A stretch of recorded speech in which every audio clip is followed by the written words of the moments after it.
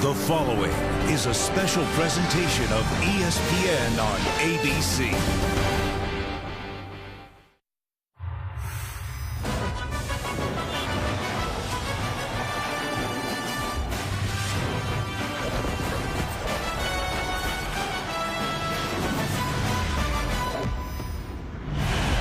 The building buzz becomes a roar in South Florida tonight.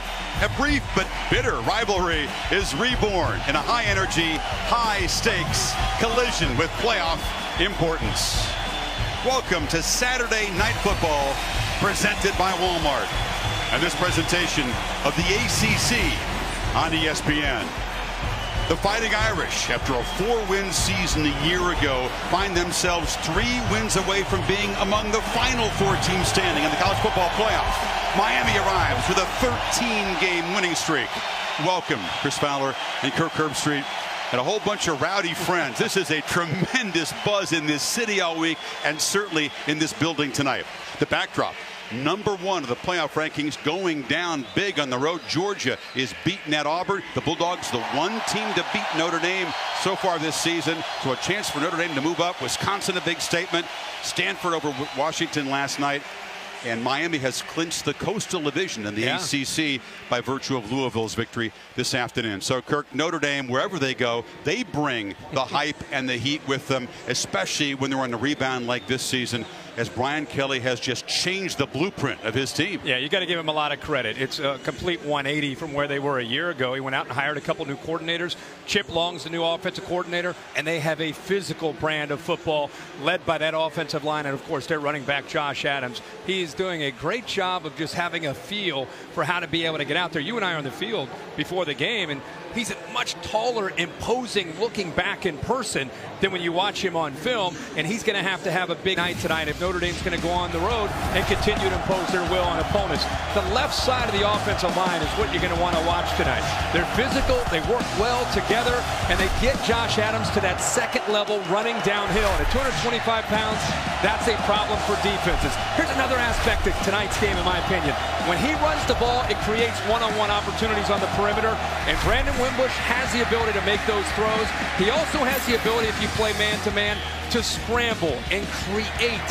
He will have to do that tonight on 3rd down against this Miami defense that plays a lot of man-to-man.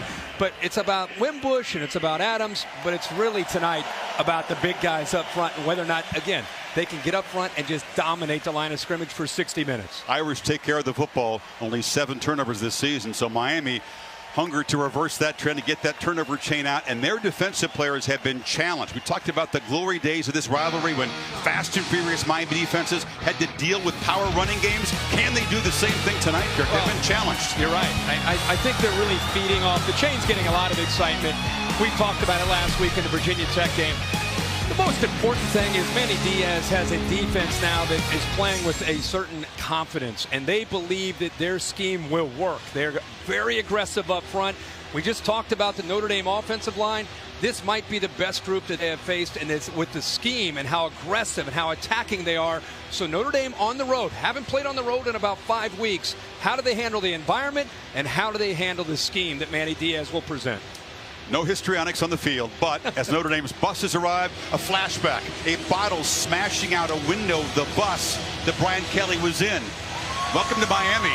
Has kind of a throwback feel, but a very relevant high-impact game tonight in Miami.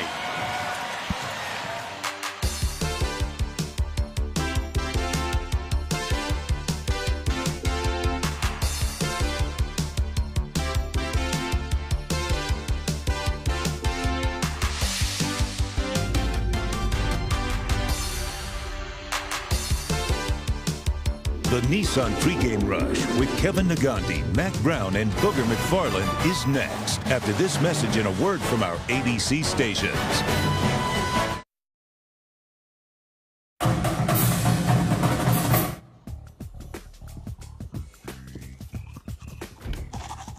Oh, Joe. Nobody needs to see that. Would you lock the door next time? Now I can't unsee it. Welcome to the Nissan pregame rush. Nissan, premier partner of the Heisman Trophy.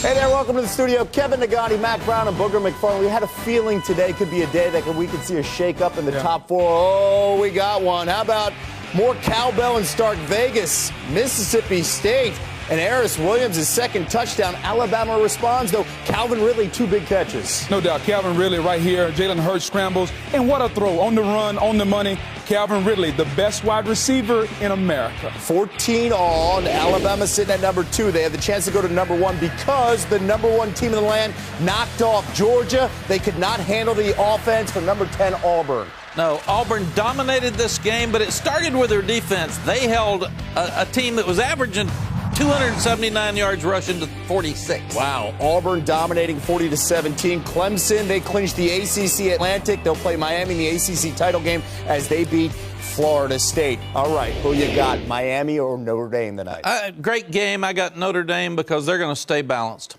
In a matchup of size and power against speed and athleticism, I'm taking the guys that look like me. Fast guys, I got the U. Fast guys and big guys. Old school game. This is Crockett and Tubbs. Enjoy down at Miami Vice with Herbie and Fowler. All right, thank you. Brandon Wimbush comes off the best passing game of his career. He'll be nervous early, but he has vowed that Notre Dame will produce a dominant and convincing victory tonight in South Florida. He will face a Miami defense led by the sophomore middle linebacker Shaq Quarterman. The Hurricanes vowing to harass the quarterback, slow down the running game, and take the football away, breaking out that turnover chain. Good one coming up in South Florida.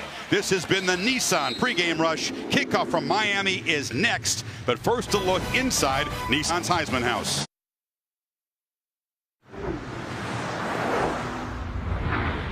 Welcome to Dr. Pepper Championship Drive Game of the Week.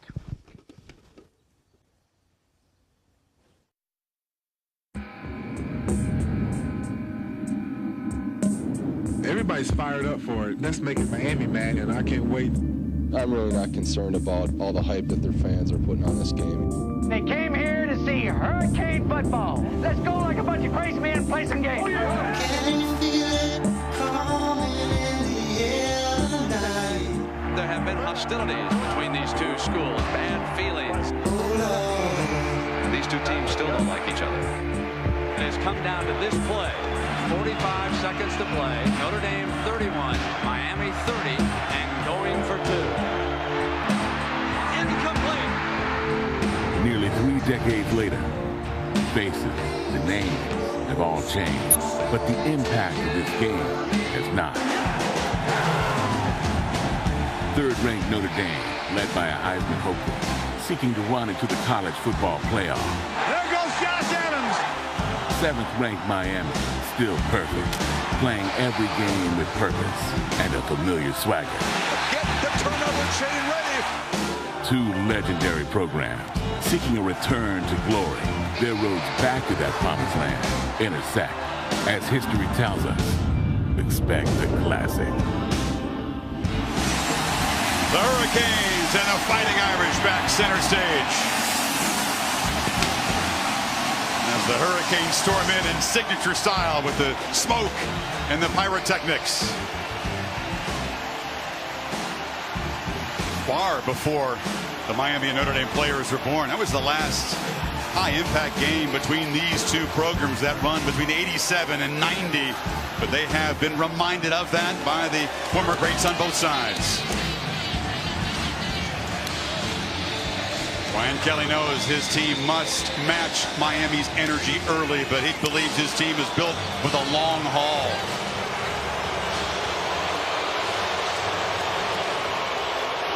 You'd expect nothing less, but the chorus of boos for the Fighting Irish here in South Florida, Kirk. Maria Taylor and Tom Rinaldi both join us on the field. Tonight, Maria is with Mark Riggs.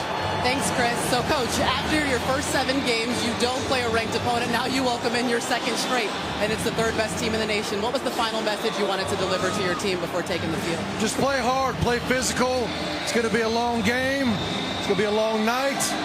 We've been through this before. Let's go do it again. All right, thanks for your time, Coach. Now over to Tom Rinaldi, who's with Brian Kelly. Maria, thank you very much, Brian.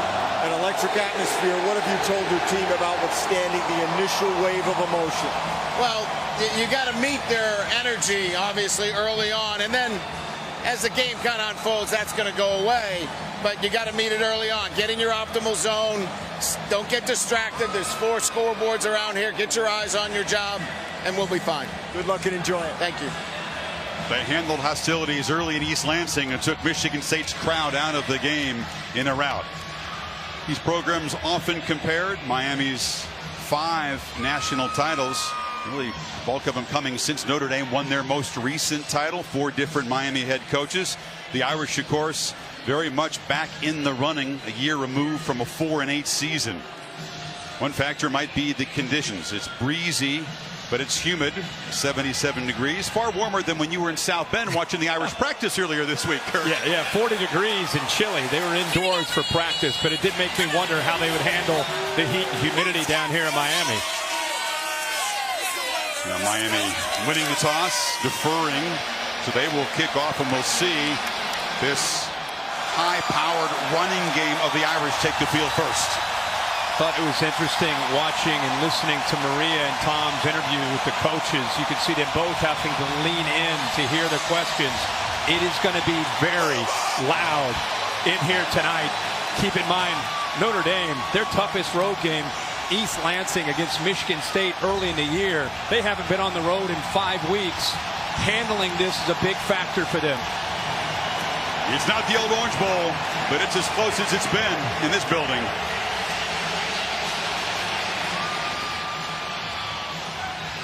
The new roof, it keeps the noise in here. It's going to be a serious challenge for the visitors on offense tonight. C.J. Sanders, the dangerous returner. Michael Badgley often doesn't allow opposing returners a chance to take it back. This will be fun. The Canes and the Irish, just like old times.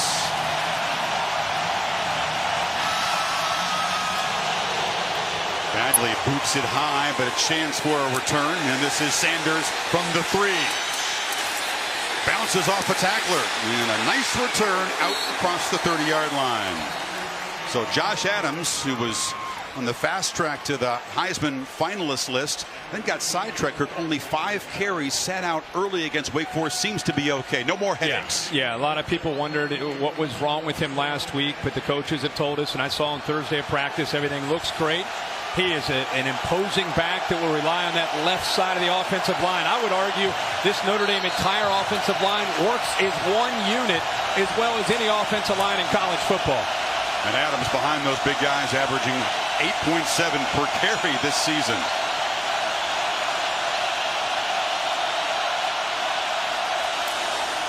He's got it. And the Canes have got him for no gain as Chad Thomas, the senior end, grabbed him.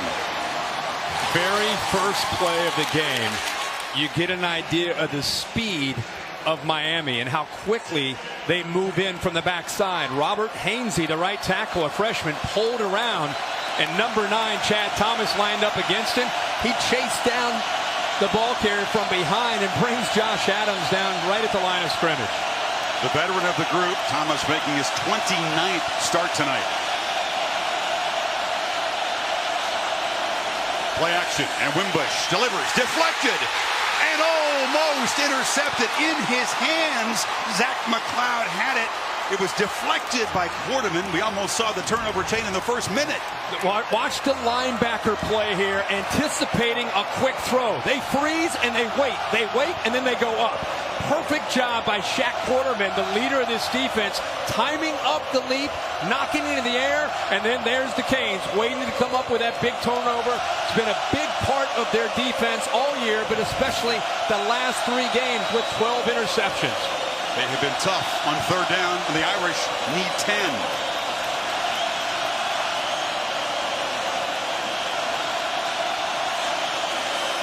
Canes rush only 3. Wimbush has time and delivers a strike.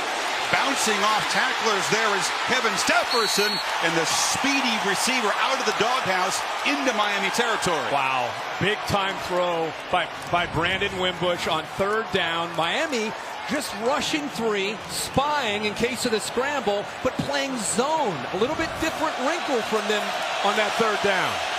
Now it's Adams on first down. There's just heavy traffic, picks his way, but gets nothing. And Joe Jackson, the other end, made the stop. Tonight's Chick-fil-A impact players. When you talk Notre Dame, we've talked a lot about Josh Adams. St. Brown, I think, on one side, 6. We just saw Stefferson and what he can do. Jaquan Johnson, number 4, the leader of this defense, along with Shaq Quarterman in that front. We're already seeing that matchup between the Notre Dame offensive line and the Miami front 7. Going to be a heck of a battle all night. You feed Adams again. He is a true home run hitter. He went 4 consecutive games with touchdown runs of 70-plus yards thanks to this offensive line, perhaps the best in the country. Yeah, like I said, I think they really work well as a unit. We saw Mel Kiper had the left tackle, McGlinchey, and also Nelson. Both of these guys listed for the draft next year is potentially top 15 picks. Another third down. They need 5.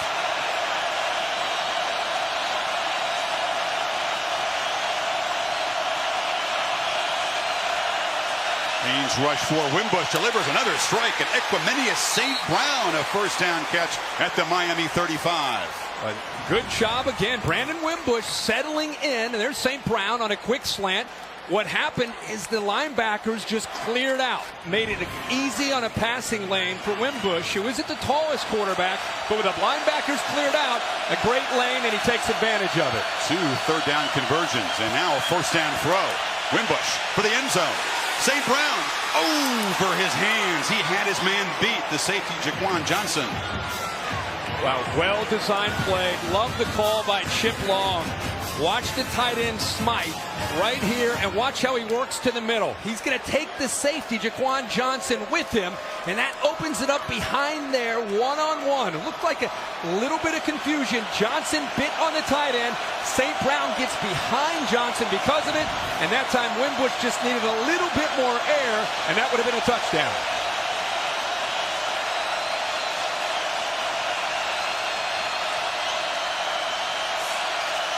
Another throw from the pocket. Throw off the hands of the crossing receiver, Chase Claypool.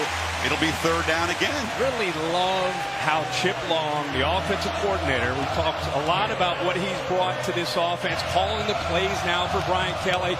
Talk about coming into this environment and saying, you know what, we're not going to ease into this game. Chip Long has an aggressive personality, and he's bringing that aggressive nature here on this opening drive. He is a feisty character in practice, isn't he? Oh, yeah.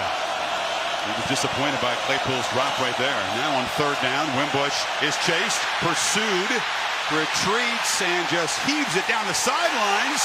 Incomplete. Incomplete. Miami lobbying for an interception, but he was out of bounds, and Claypool was in the area, and Haynes get a stop. You can get pressure with just rushing 3. Wimbush looked like he took a chance there, a little ill-advised instead of clearly throwing it away. And a great effort by Bandy, the true freshman, trying to keep his toes in bounds and come up with that interception. Tremendous effort by the 5'9" freshman. I think his toes just left the ground before he made the catch. To elevate. So Tyler Newsome, pretty good at pinning teams inside the 20. We'll try to do that right here as Braxton Berrios waits at the 10. Newsome boots it high. Berrios, very sure-handed returner, makes the fair catch right there. So the Irish move it 35 yards, but are stopped, and now the first possession for Malik Bergier and the Miami offense. You're watching Veterans Week coverage on ESPN, brought to you by USAA. Here in Hard Rock Stadium, Malik Bergier, the junior from Mobile, brings the Hurricanes out for their first possession. Comes off his lowest output passing game in the win over Virginia Tech here a week ago, but his best game as a runner really hurt the Hokies on the ground. And I think a lot of that was because of the style of defense that Virginia Tech and Bud Foster plays. Tonight it's going to be more about his arm and his receivers making plays. Empty backfield. The running back Travis Homer is in the slot to the left. And now he'll come into the backfield.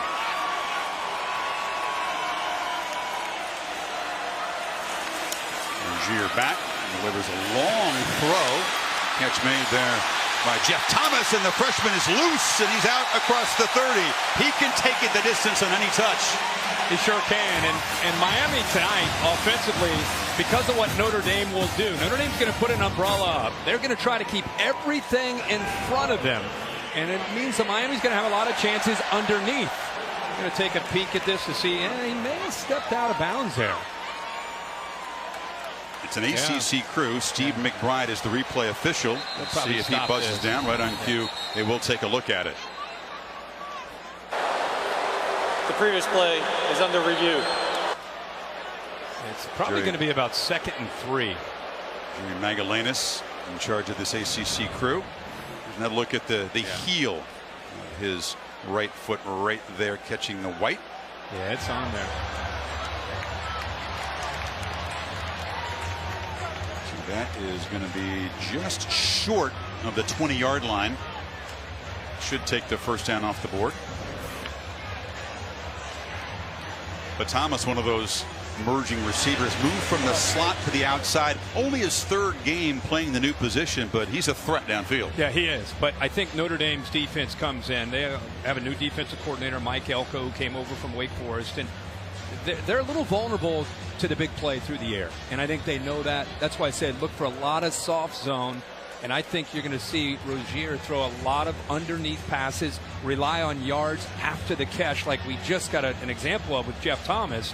And Notre Dame's going to say, let's try to give up some plays and then make Miami execute in the red zone and see if we can force some field goals. Jeff Thomas, as well as number 82, Amon Richards, who's a speedster.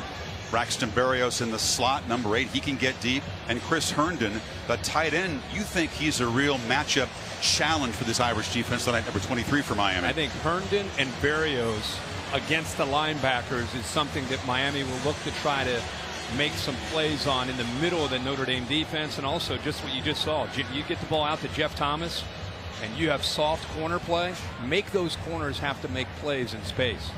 I'll tell you what, the ACC is methodical sometimes when they do these replay reviews, and they are taking their time on what seemed to us a pretty clear case of the heel hitting the sideline. Dave Katai, our expert, let's get him an early rep, Kirk, in the first few minutes here. Dave, what did you see from our replay? Clearly stepped out of bounds. I think what's taking a lot of time is they have to reset the clock because he stepped out of bounds and find the exact yard line. But I think it should have gone a little quicker than this, to be honest with you. We spent 5 minutes to add a few seconds back to the clock. Okay. After review, the runner stepped out of bounds at the 19-yard line. Correction, 19.5. It will be 2nd down. So Thomas, who did not have a catch against the Hokies last week, does make the early play, but it'll be 2nd down and short.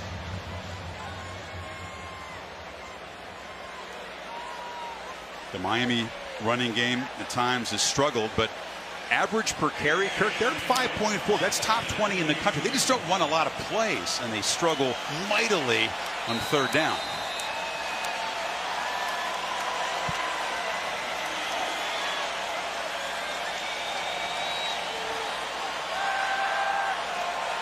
Irish showing some pressure on 2nd and 2. Homer. And he scoots for a first down. They're playing without Mark Walton, who's the alpha of this offense, out for the year with an ankle injury. He was their top running back, so Homer's had to step up. Yeah, I was really impressed last week with Homer, how hard he ran. Been a special teams guy for Miami, and with the injury to Walton, has stepped up to become their go-to guy in that backfield. He's going to have to carry the load more tonight than he did last week, with Rozier having so many carries himself. Homer also an effective receiver out of the backfield, 15 catches this season. Rozier has time from the pocket and delivers a little dart across the middle. That's Herndon getting involved early, the tight end. The challenge with Rozier has just been consistency with his accuracy. He looks like he's already in a pretty good rhythm. Doing a nice job here with getting him just settled into the game. Some easy throws that I'm sure he's very comfortable with. He has a chance tonight to throw for a lot of yards because of the way Notre Dame is going to try to defend him, playing a lot of zone on 1st and 2nd downs. Give him a lot of easy throws and try to let his receivers and tight ends make plays, like I said, after the catch. They know they have to avoid Kirk those 3rd and long. Has been a nightmare, and a nice 6-yard gain on 1st down. Rozier again. Brief look downfield. Tried to take off, but he was trapped by Tavon Coney, the South Florida native and top tackler on this defense. Yeah, and look what Notre Dame goes to. You have the center covered here. You've got a defensive tackle caught up in between two men, so they eat up the linemen. And Coney, who's just on fire these last 3 or 4 weeks, playing much more instinctive. Talking to him Thursday at practice, I said, what's been the difference? He said, you know, the big thing has just been getting more reps. It's allowing me to just play and not have to think as much. He's playing with a ton of confidence. Was he pumped up to come back? He's from just north of here. Oh, yeah. 3rd and 5. Rozier gets it out quickly, incomplete. Well covered down the middle was Ahman Richards. He was bracketed there, and it's 4th down. This is really a good job by Notre Dame. You're going to see Nick Coleman, 24, to come over and help Julian Love. That's the bracket, the double team. Take away their biggest threat, which is Ahman Richards on 3rd downs. Also, with a lot of movement up front, they put pressure on Rozier, made him get rid of that football very quickly. Good job there. Yeah, you're right. Andrew Trumbetti provided the pressure. And now Zach Fiegels, the true freshman punter, to boot it away. Chris Fink is the Irish returner. Does not call fair catch and pays a price as he is slammed down at the 22-yard line by DJ Dallas, a backup running back who flew down on special teams. So Josh Adams and the Irish back to work. Scoreless here in Miami.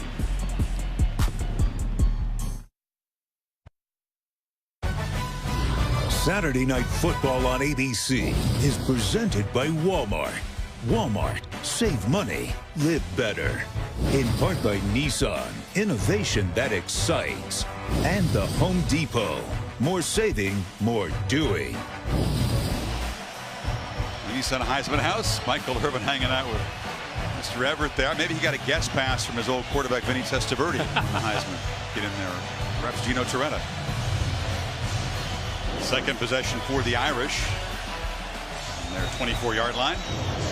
First drive, they had 3 runs and 6 passes. Came out putting the ball into the hands of Brandon Winbush and saying, let's go after this Miami defense. See what First they do 2 here. carries for Adams Kirk were no gain.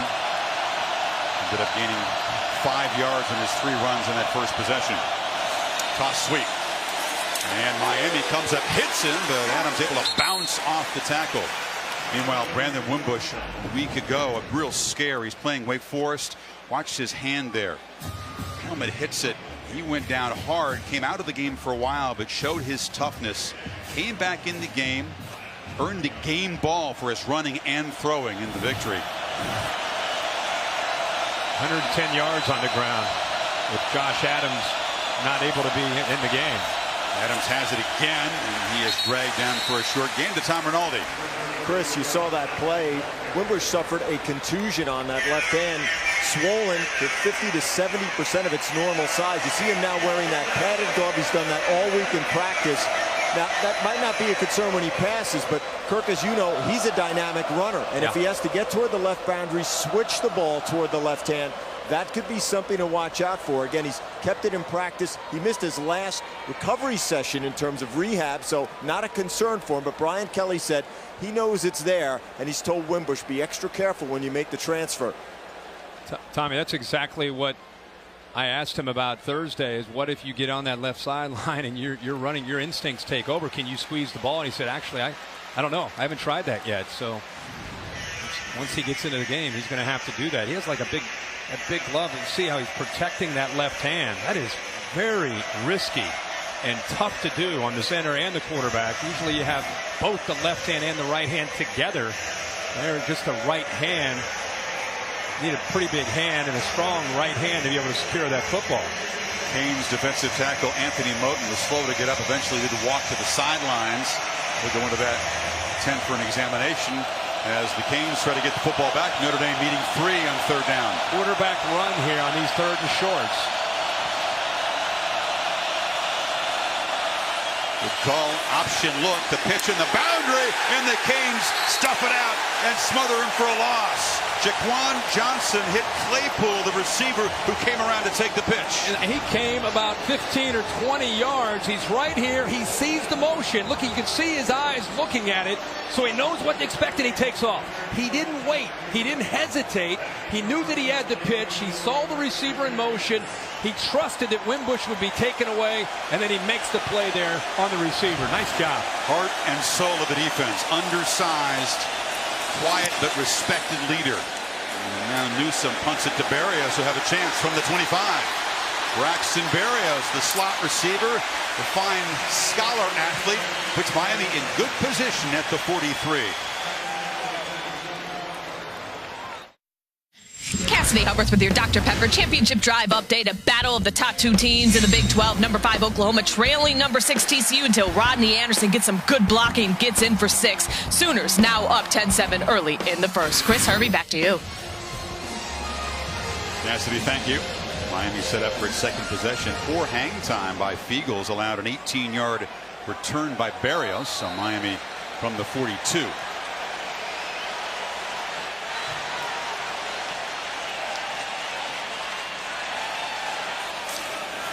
First down carry for Homer. And he turns the corner and gets about 3. Burned the Hokies for a 64-yard touchdown run a week ago. The nature of their running game is kind of short gain, home run. Yep. Yeah, and Thomas Brown told us this week, I think he made a great point because of the style of defense they're facing. Being very patient is important as a play caller.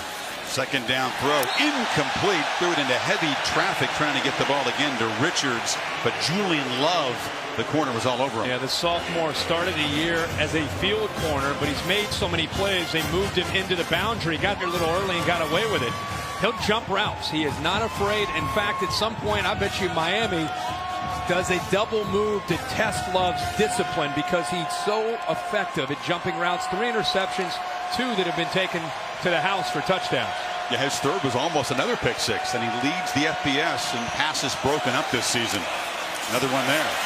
It's a screen. Homer has space, cuts it back, weaves his way down to the 30-yard line. He told you he's dangerous out of the backfield. I thought Rozier set this up well. Watch the patience. He looks left, baiting that Notre Dame pressure. Nobody picks up Homer out of the backfield. You saw an attempt by Morgan, but a great time to go to the screen on 3rd down when you know that Notre Dame's going to try to get pressure on the quarterback. And Rozier was patient, waited, looked it off, and then came back and dumped it off to the right. 25-yard gain. Rozier, a 3 for 5 start.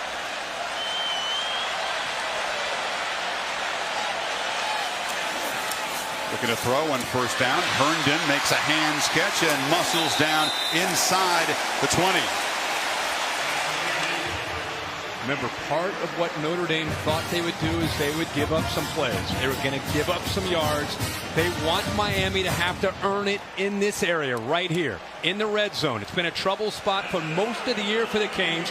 Last week they got in there 3 times and scored 2 touchdowns. You can see 101st in the country at scoring touchdowns, and Notre Dame's been outstanding in this area. Yeah, Miami 16 for 30. That's it. Richt, who calls the plays, has been frustrated. Rozier takes off. This is one answer as the quarterback slides down for a 5-yard gain. But because he doesn't believe his O-line can just overpower people, he gets to gadget plays down close, doesn't he? He does. This is a quarterback read draw. He's just looking at the linebackers. Linebackers clear out. He knows that he can follow his center, Gauthier, and pick up positive yards. That is completely a read. And when he sees the linebackers open up, he's going to take off and take the yards. You might see anything down here from the Canes in the red zone. They tried to throw back to Rozier last week. That didn't work. Again, a brief look downfield, and the quarterback takes off this time. No slide. Powers inside for a 1st and goal. How about this? This time it's just him creating. He didn't have the center getting downfield, but he saw room to run. 2nd week in a row, he's been very decisive when getting back and feeling if he can get positive yards. An outstanding job, and then he shook the linebacker there in space and picked up about another 5 yards. This place will get a few decibels louder if the Canes can punch this in, take the early lead.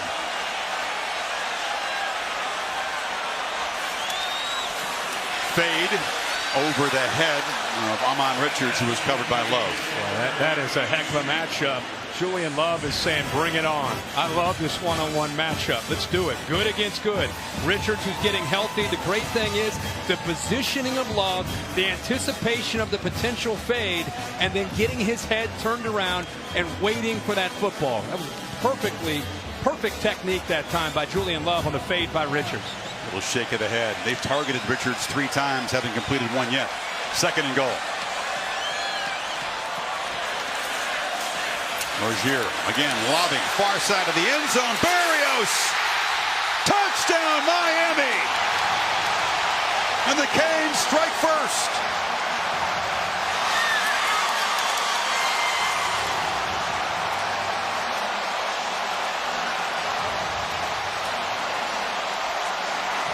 What a throw to the sure-handed senior slot receiver. Well, he had a lot of room to work with against the nickelback Sean Crawford. They're going to confirm just to make sure that he secured the football and got his feet down. What an effort by Berrios. Progressive pylon cam going to confirm it. He got both feet down. Well, the key was, did he hold on to the football when he went down? The progressive pylon cam showing that he definitely got his feet down and held on to the football. What a play there. 8 touchdown reception for Braxton Berrios. Rozier sharp on the drive. They move it 58 yards in 8 plays to take the lead. He had room to work, a lot of room to the outside against the nickelback, and the placement of this football could not have been any better by Rozier for the touchdown.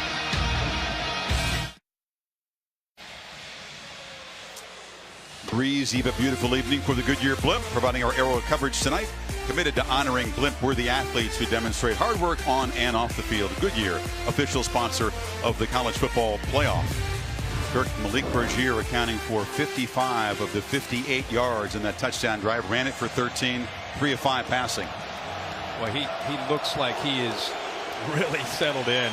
Really the last 2 weeks. Sanders will leave it in the end zone. Another look at Berrios, who's so tough to cover. Yeah, watch him take Crawford to the corner. Sets him up, and the key there is he has all that space to be able to work and be able to kind of get in position. But that ball is really about the throw. It's a good route by Berrios. Incredible effort to get the foot down and secure the ball. But of course, the throw by Rozier was as good as you can make. One of my favorite guys in the sport to talk to. He's maybe 5'8". He has waited his whole career to make plays, to be in the spotlight. Only had 6 touchdowns in his whole career coming into this year. Now has 8 as a senior. And the Irish answer. Wimbush pulls it almost through a pick again as Malik Young, the corner, had it in his hands. Zach McLeod pressured the quarterback. Maria. Well, Chris, I don't know if you saw Braxton Berrios immediately after the touchdown, but he's doing an ode to the Catholics versus convicts. Hands behind his head or behind his back and walking off the field. All of these players understand the dynamic of this matchup. They've played into it all week, and they're calling this a legacy game that they must win. Good spot, Maria. That was sort of subtle by Braxton.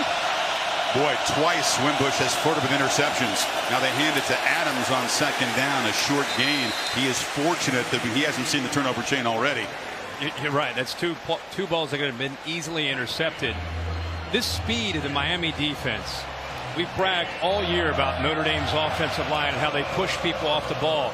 They're trying to pull their backside guard and tackle on both sides, and it's not working. The timing has not been there yet, because Miami's chasing it down from behind. 3rd and 6. 2-back look, and now Tony Jones motions out.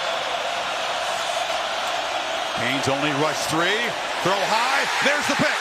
Jaquan Johnson will be the first wearer of the turnover chain tonight. His 3rd interception this season. The brainchild of Manny Diaz makes its first appearance, and the leader of this defense will be the first to wear it.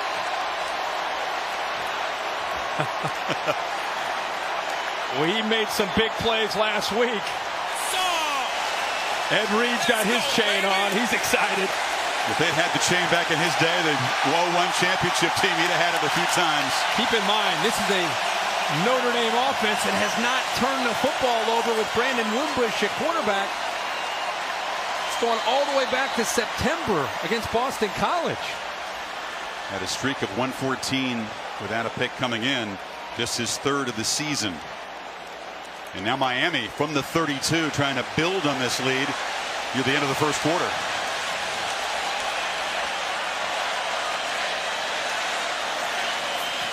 Play action, and Rozier steps up, delivers near side, catch made by Jeff Thomas, who steps out. Both number 4s for the Canes making plays. Go back quickly to this interception. This is an errant throw by Wimbush. Watch the ball sail on him. That's why accuracy is so important. If he puts that on the numbers, it's a first down. His receiver can get down. Instead, he goes up high, and the ball is tipped and intercepted, and Miami comes right back and attacks, getting the ball to Thomas. Attacks is right, Kirk. An aggressive approach from Mark Brick calling the play so far. Rozier again darts up the middle, slips out of a tackle, stutter steps, scores!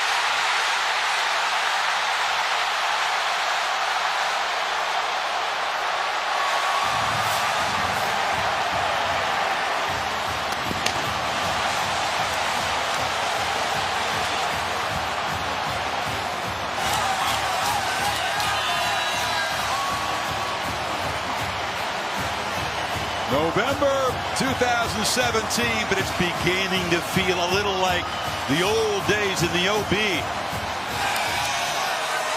The Canes, a 2-play touchdown drive after the interception.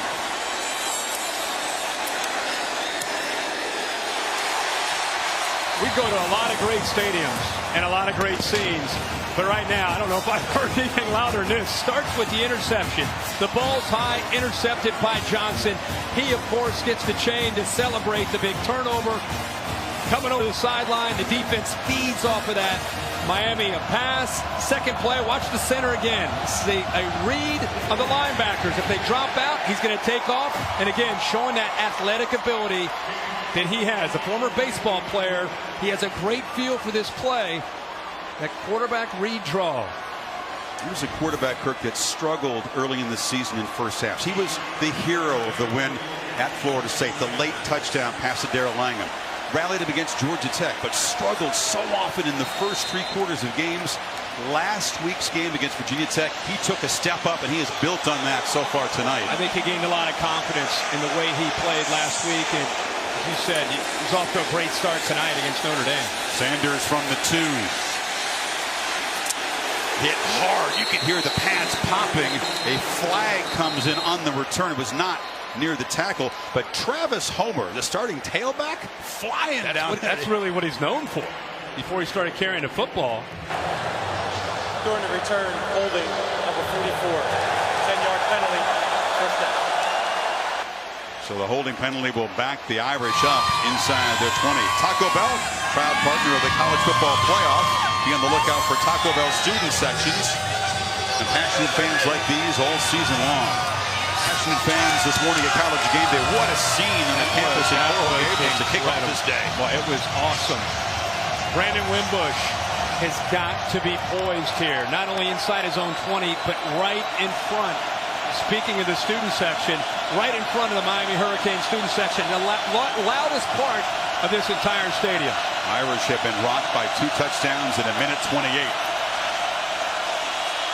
Looking to throw on first down. Wimbush cannot escape. Dragged down on the edge by Trent Harris, a backup defensive end. Yeah, good coverage. Miami this time goes to man.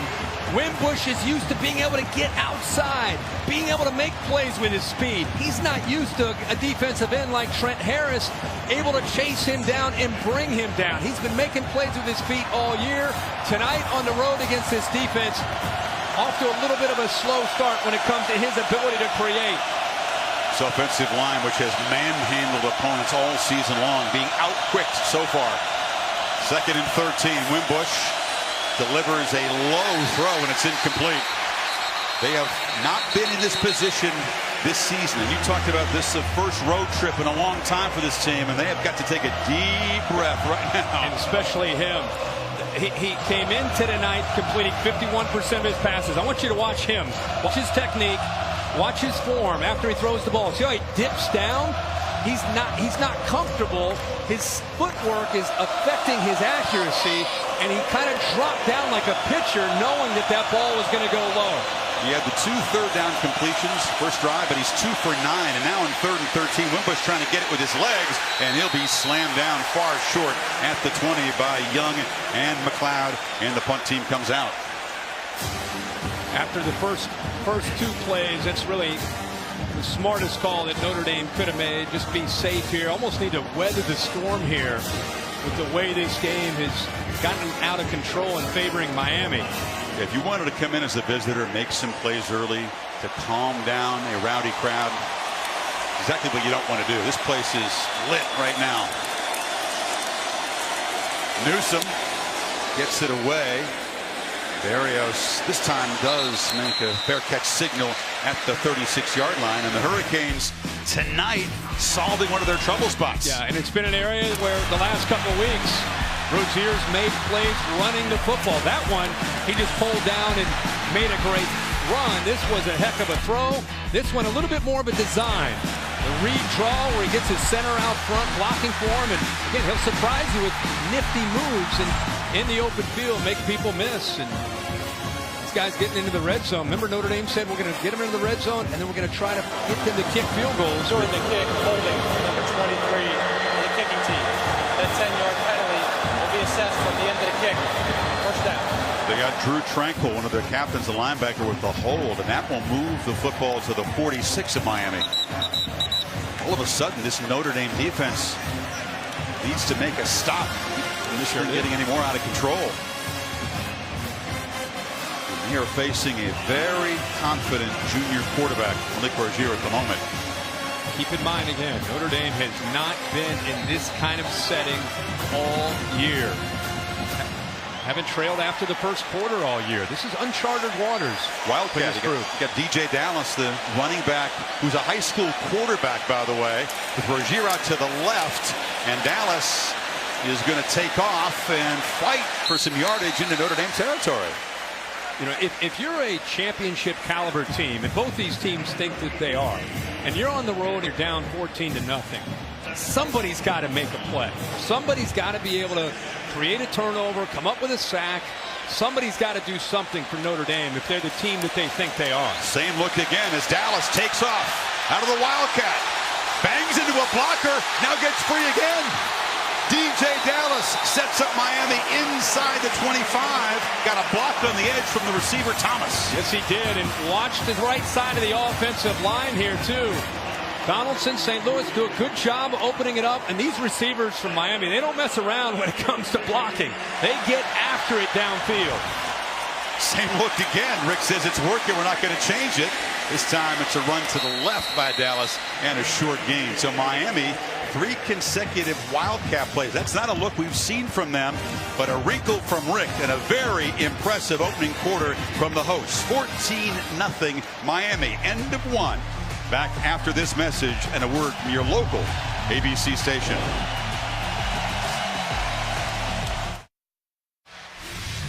Welcome back to Saturday Night Football, presented by Walmart, and this presentation of the ACC on ESPN. The ACC Coastal Champion Hurricanes will take on Clemson in Charlotte December 2nd, but they're thinking bigger things.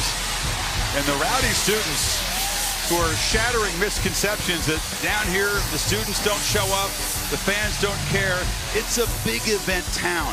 And this is a big event, and I promise you, it is buzzing tonight. All I know is back-to-back weeks, we've had a great crowd and great energy at Hard Rock Stadium. Means 143 yards of the opening quarter. Begin the second with a 2nd and 10. Threatening again. Rozier again takes off. Nobody accounting for the quarterback on these draw plays, and he gets down near the marker. Now Miami trying to finish the payback tour tonight, Kirk. They've already beaten the 3 teams that beat them last year. Notre Dame was their last loss before this 13-game winning streak, and this is a big deal for these Miami players. This board right here. And now Herndon in the flat. Muscles down inside the 10. Canes first and goal. You know, what Miami's doing a very good job of, we talked about keeping Notre Dame, trying to keep things in front of them. They're just getting the ball to their athletes, including the quarterback, and trying to make Notre Dame defend them in space. Whether it's the quarterback draw and going after the linebackers, getting the ball out to the outside, Now they're back into the red zone. 2 for 2 tonight for touchdowns. Homer stacked up. You know, all the Notre Dame coaches, Mike Elko, the defensive coordinator, believe his side would have a real edge. They've kept less than half of opponents' red zone possessions from getting to the end zone. And Miami has been awful down here. Exactly. That was, like I said, that's part of their plan. Was we're going to give up yards, they're going to get into the red zone, and we got to make them kick field goals. And Miami's been down there twice, and they've scored 2 touchdowns. You would think they might spy the quarterback in this one. Spy the quarterback and watch Berrios right here in the slot.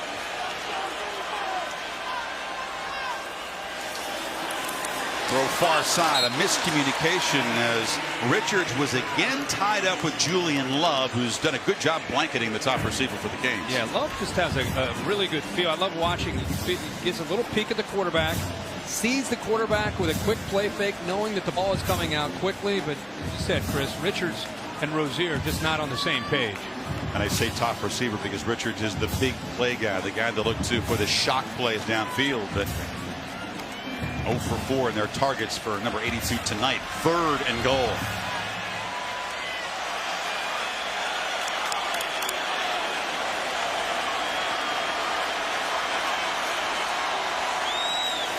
Irish bring pressure. It's picked up. Rozier's pass is batted down and almost intercepted. A diving attempt by Jalen Elliott, but they forced the field goal. Miles Morgan, the linebacker, got a hand on it. He sure did. They brought pressure off to the right. Morgan does a good job knocking that down. There were some open Miami wide receivers downfield. Berrios sneaking, and that's where he was trying to throw the ball all alone. Notre Dame rolling the dice, and it pays off for him there on that 3rd down by batting that ball down by the linebacker Morgan. Badgley reliable, 11 for 11 inside 40 yards. This from 23. And a 48-yard field goal drive stretches it to 17-0. We've seen the turnover chain once tonight. Irish fans don't want to see it again.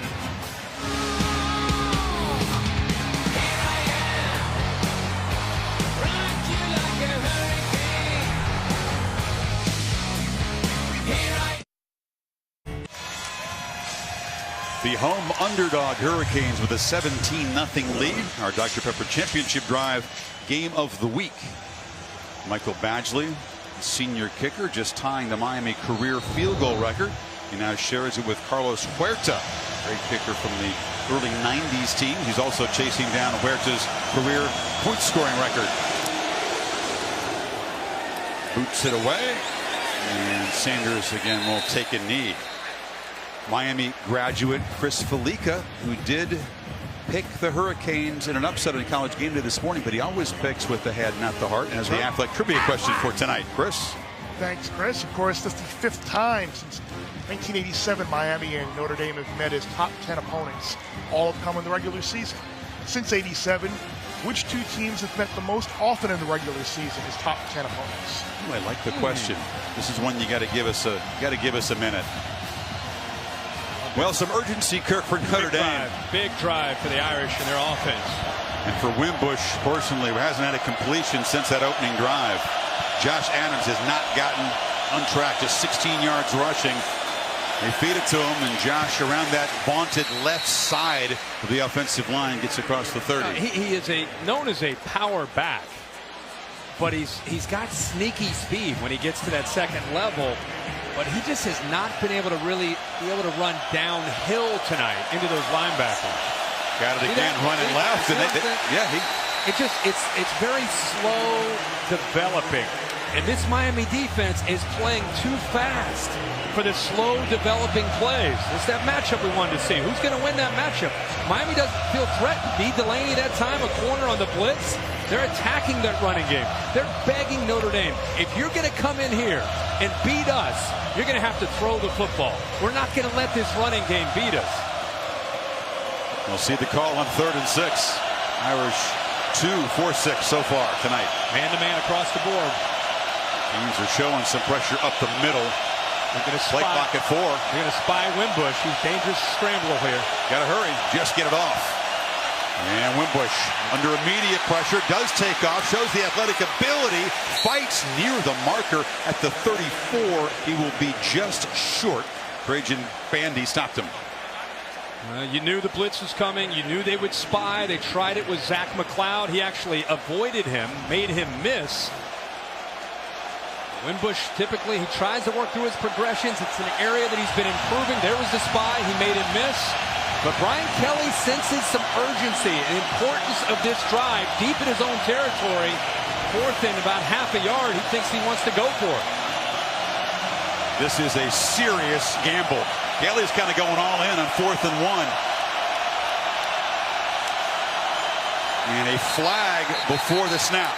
About 3 or 4 of them. Now I'm hearing that a timeout was called by Notre Dame before the snap. If so, did they ever catch a break? There is no foul. Before the snap, timeout was called by Notre Dame. Their first timeout of the half. What about this decision? Down 17, well, you're on 35. And they're talking collectively. See Brian Polian, the special teams coordinator, in there as well. So they're talking it over. We'll see what the decision is after this quick break. Saturday Night Football on ABC, presented by Walmart, is brought to you by Ford, going further so you can. And Pacific Life. Experience the power of Pacific.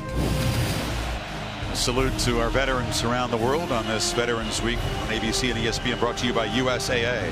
After the timeout, Kirk, the Irish offense is on the field. They need about half a yard from their 34.5. Keep in mind, we showed you earlier with that injury to the left hand. He looks like he's going to take a snap under center. You would think a quarterback sneak would be a great call, but the last time we showed you, he was taking a snap with one hand. Adams is the back in the I formation. An early gamble from Kelly. Adams got it.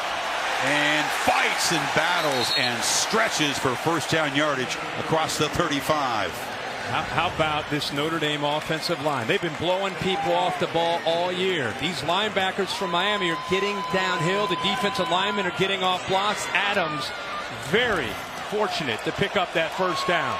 They put a tight end, Brock Wright, in his fullback, typical, and motion another one, Wisher. Adams again trying to run left, but they have had their way all season long, but not tonight. R.J. McIntosh was in there. Watch the quickness of McIntosh. He's backside. This has been happening all game. Watch how quick he's shooting gaps. I mean, they're penetrating, and it's not always on the play side, it's the backside. Miami doing such a good job of blowing these plays up before they even have a chance to get started. Notre Dame, it just feels too slow, the execution. This is Jones, has some space around the left side, a rare positive running play. And he sets up a 3rd and short as we kick it back to Cassidy. Thanks, Chris. AT&T Field Bass and Alabama in Starkville, and the cowbells are ringing. Nick Fitzgerald just trucks an Alabama linebacker on his way into the end zone, capping off a 13-play, 69-yard drive. Mississippi State up 21-17 over on ESPN. Chris, Herbie, back to you. Well, we'll keep you posted. Meanwhile, Cassidy, 3rd down. Adams not going to get there. Another slow developing play, and Delaney came off the edge. Absolutely. It's the guy, it's the defensive pressure, whether they shoot a gap or they close from the edge. This time it's Pinckney, 56, the linebacker. See Thomas come down there and get involved as well. Notre Dame again, they're going to go for it. And instead of being under center, he's going to be back in the shotgun. They need a full yard here on 4th down. And another whistle and a false start on the Irish offense, which will make this a 4th and 6. Looks like Robert Hainsey, the true freshman right tackle. And the crowd congratulating itself. They feel that they played a part in that penalty. They did. And that's part of being on the road in a true hostile environment that Brian Kelly's team's trying to get a handle on. Watch the right tackle, the movement right there. He's a true freshman, so it's a different feel than playing at home in South Bend against Wake. He's a true freshman. There's a whole bunch of experienced All-American NFL draft prospect offensive linemen on this Irish team. They have been whipped up front by a Canes defensive front that was challenged by their coaches all week. And now Barrios from the 25. Darts for about an 11-yard return. And Malik Rozier and the Canes back on the field trying to stretch this lead. Bring back the bear for the answer to the athletic trivia question. I'm gonna throw out Florida State versus Miami just to have an answer on the board. Mr. Fowler, tonight's athletic trivia question. Wow. The answer is indeed Well Miami. done. Florida State met 13 times in the regular season. Also met once in a bowl game. Little bit of history maybe tonight, by the way. 1, 2, and 3 in the AP poll have never lost in the same week. Number 2, Georgia already down. Number 1, Alabama losing. Number 3, Notre Dame losing. Wow. Trivia answer and a bonus from the bear right there. Miami takes over at the 36. And short gain on the right side from Homer. Interesting year in the state of Florida, Kirk, with the Noles and the Gators down there combined 12 losses. Scott Frost and UCF undefeated, highest scoring offense in the country. And how about what Butch is doing at Florida International, and you got Kiffin at Florida Atlantic. What Butch Davis has been able to do at FIU is incredible. And same thing, you're right. Incredible. Lane Kiffin, what he's done in his first year there as a head coach. It's Davis visiting Kiffin's team next week. All you can drink beer night. I kid you not. Devala Harris makes the catch there. It's $20 gets you in the game and all the beer you can drink. What could possibly go wrong in a college football game with that promotion? Meanwhile, Miami with the short gain there by the infrequently used Dale Harris.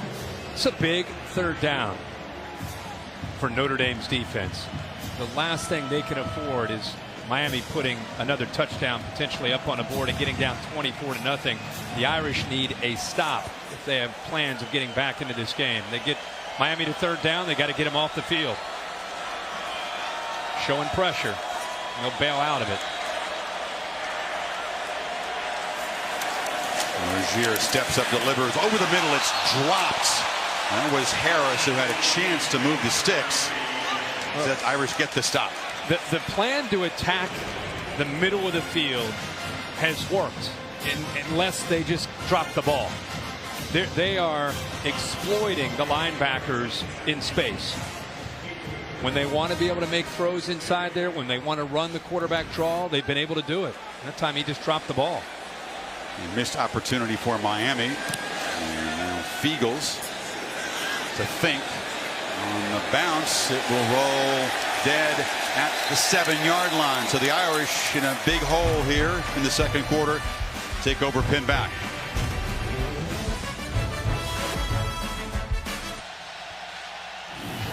Well, Brandon Wimbush got off to a pretty good start, but since then it's been a challenge. 0 for his last 6. He missed a shot early to St. Brown for a touchdown.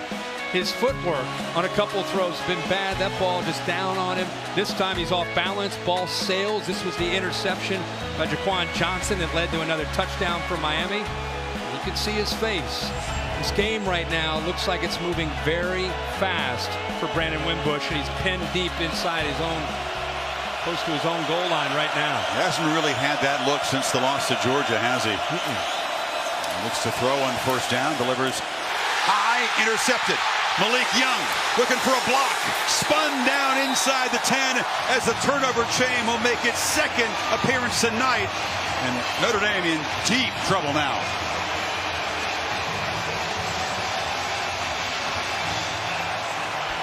We just, there's the chain. And there's Malik Young, who had a big pick last week.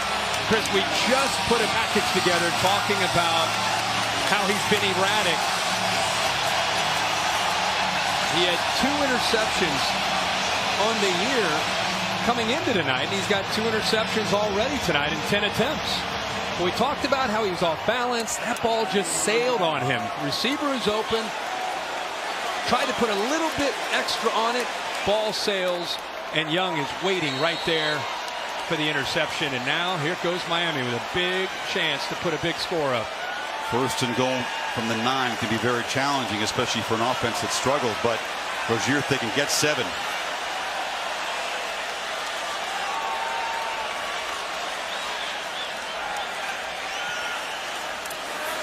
Again, Looks to take off. That time ran into traffic, but escapes for a short gain as we take you back to the interception there by Young. See, watch him put a little bit on it, and by doing that, the ball is just high. Malik Young is good job of being ready. And see that ball just did not come out clean. Receiver that time, Claypool just didn't have a chance. Way too high. Claypool's a tall receiver at 6'4". He's got to just settle down. I mean, they got to get back to maybe that script they had on the first drive. Some easier high percentage throws, which that actually was, just to try to get him that look back. His eyes right now don't look good to me. The freshman Dallas back in the Wildcat position on 2nd and goal.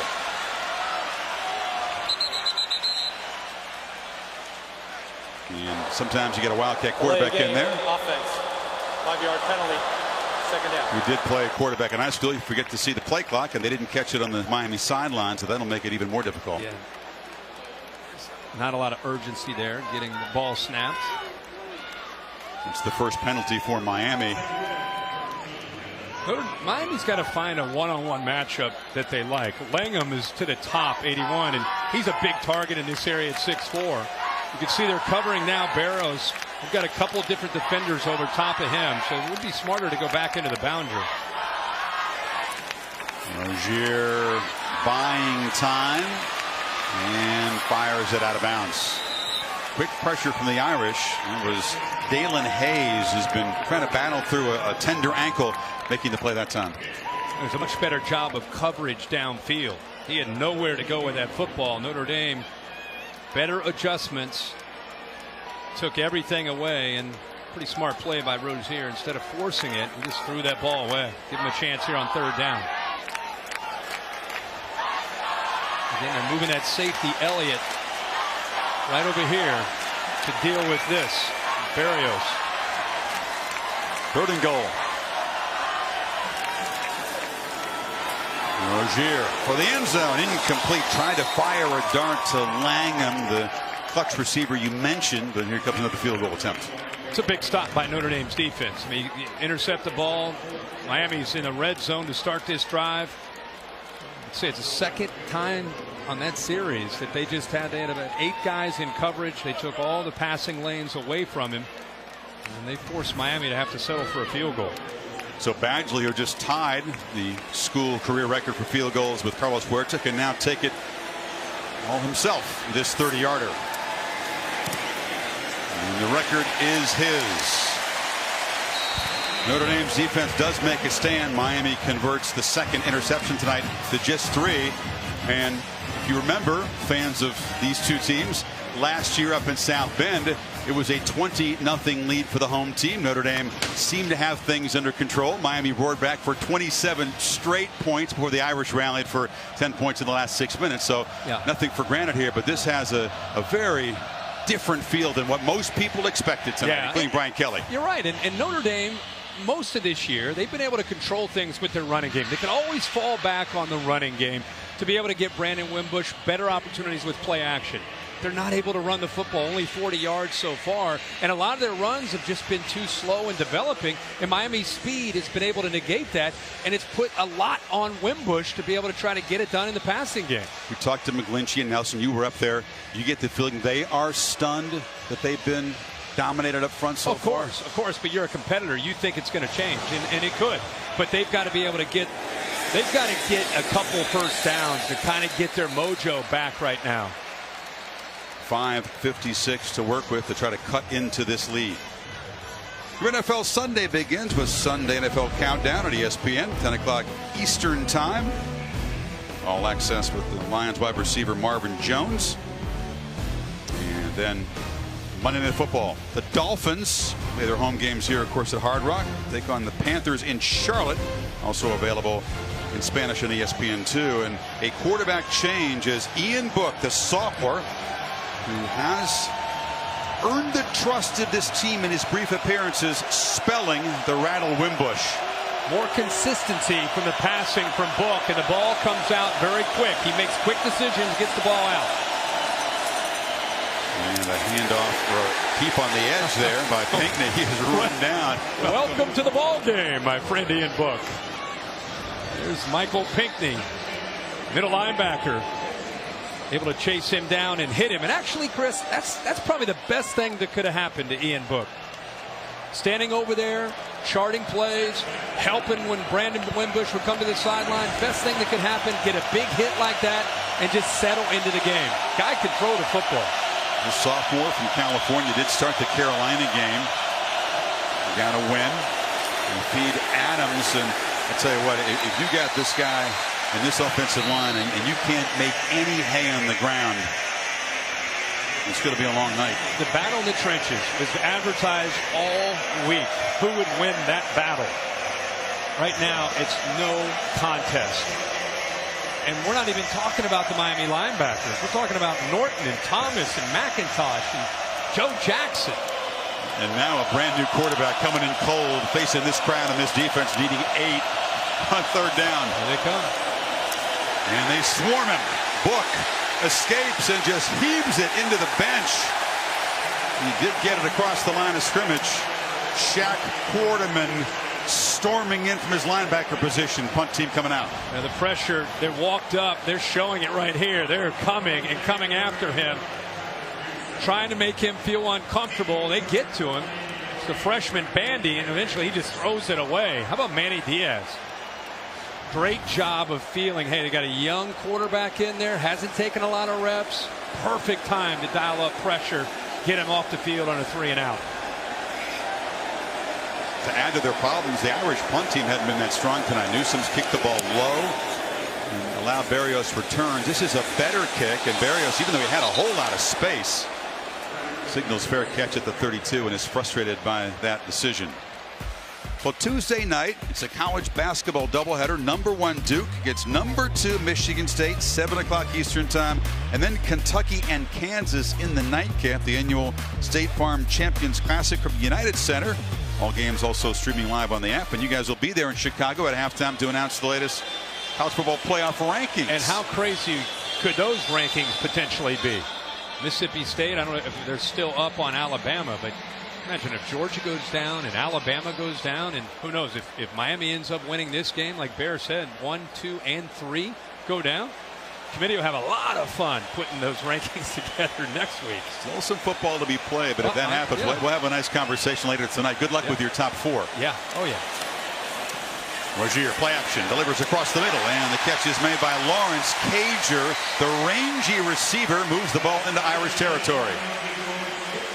Nice job of play action. Linebackers coming up, trying to take away the run.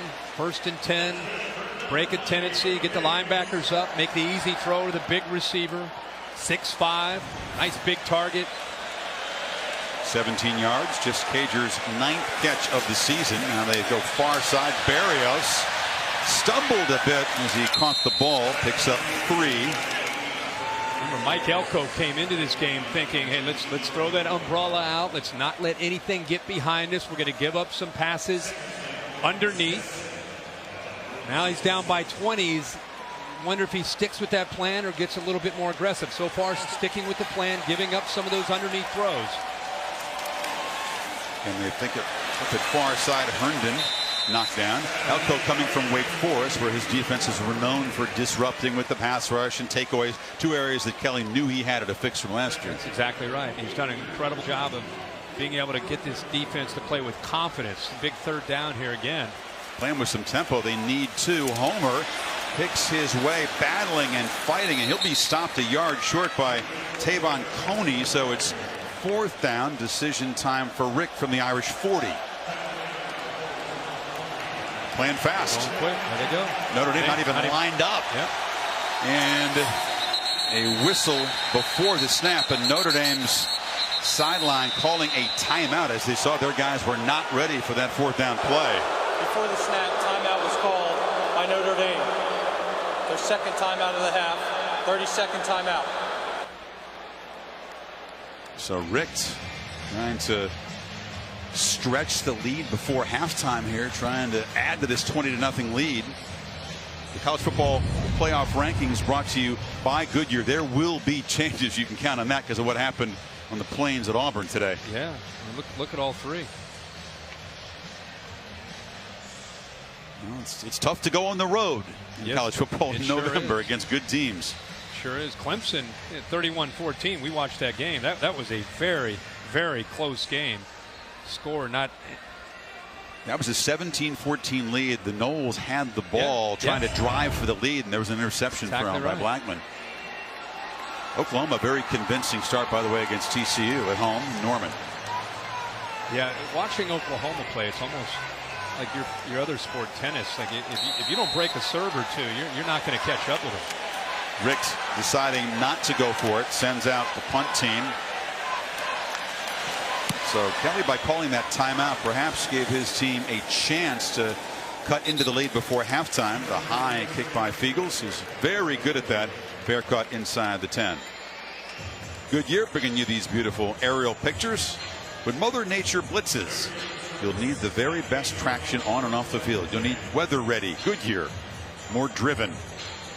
The Irish, Kirk, held to 73 total yards, just 43 of those on the ground.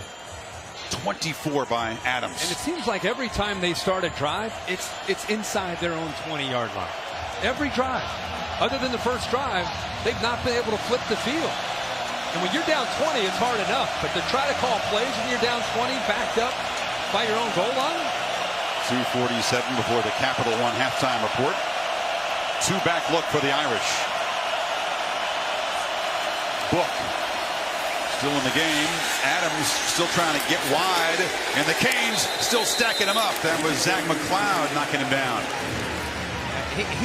He doesn't show me enough speed to be able to run wide against the speed of the Miami defense. And I know he missed last week. He wasn't able to play, and I don't know the reason. You know, they talked about he got hit in the head, but no concussion issue. He just doesn't look like he's got enough juice to run against this defense. Cuts it back. Adams picking his way. Still looking for that at-home run. He's been the top back in the country for those long touchdown runs. Hasn't come close tonight. And the reason he is the offensive line in most of their games where they've been successful, they open up big holes, and it allows a big back to run downhill. Then he's a handful. He hasn't had a whole lot of opportunities to do that tonight against Miami. On 3rd and 1, Book looks to throw, and a completion in the flat. And as they do move the sticks, Kevin Stefferson makes his second catch tonight. A really good feel by a backup quarterback, Ian Book. So run-pass option. He felt right away that hang player, which was Zach McLeod, was cheating down into that run game too much. So he pulled it out real quick and got it out there for the first down. Good read. Irish with one timeout, approaching a minute 30. Book from the pocket. Throws downfield to St. Brown, who makes a catch and is knocked down near midfield. So the backup is now sparking this offense. That's a tight window between the corner who's up tight and the safety who's coming over. Michael Jackson rides him, pushes him, doesn't get actually a really good job of getting his hands on him, which allowed St. Brown to get behind him before that safety came over. And Book had to put it on a line to give St. Brown a chance to get down and protect himself. And feed Tony Jones. The middle is clogged, and the Irish here will not spend the timeout, but need to play. Well, they will call their final timeout here as we check back in with Cassidy Hubbard for an update. Thanks, Chris. And you guys were talking about Oklahoma being in control versus TCU. A big reason, Rodney Anderson. Baker Mayfield finds him here for the TD catch. He also has 2 rushing scores and more than 180 total yards in the first half. Oklahoma up 31-14. Back to you guys. Boy, Anderson healthy gives that offense just such a different look. Everybody talks about Baker Mayfield with Oklahoma. They average over 300 yards passing, but it's 200 yards running as well. So it starts with their running game and those backs.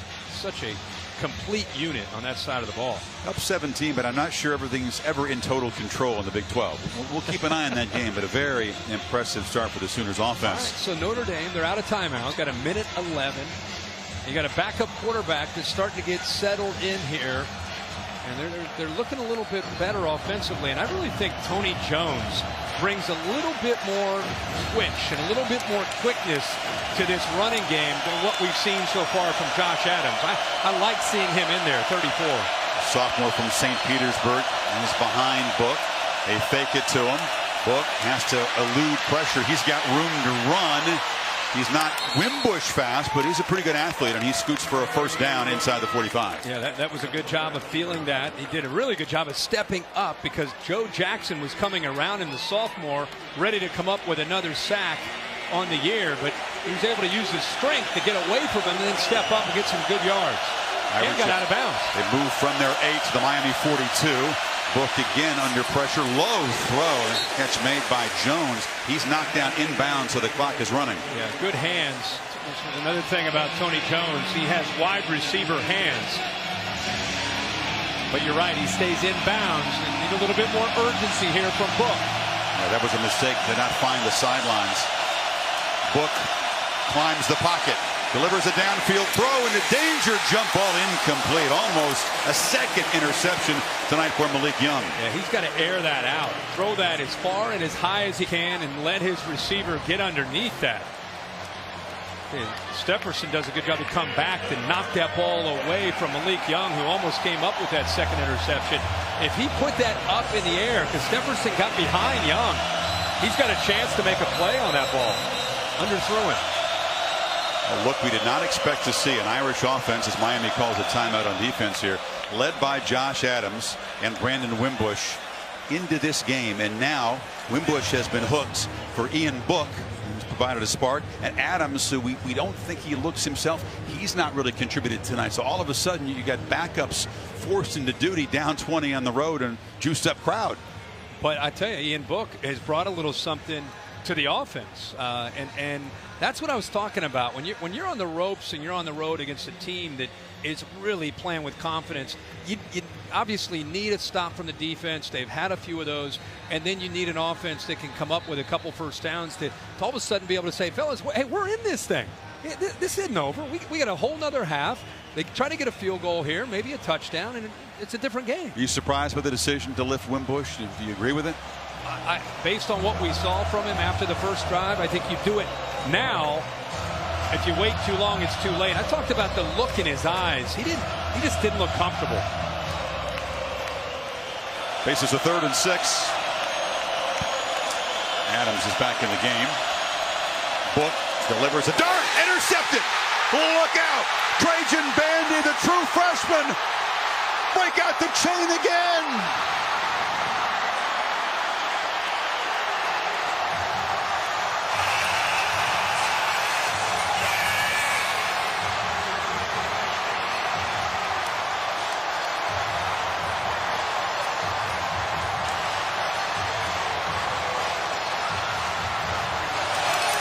A disastrous play for the backup quarterback.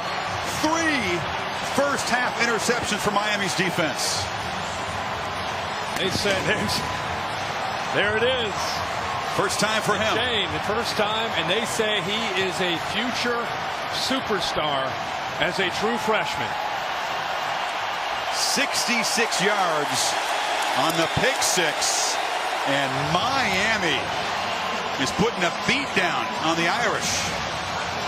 Chris, this is being well schooled and well prepared by this defensive staff.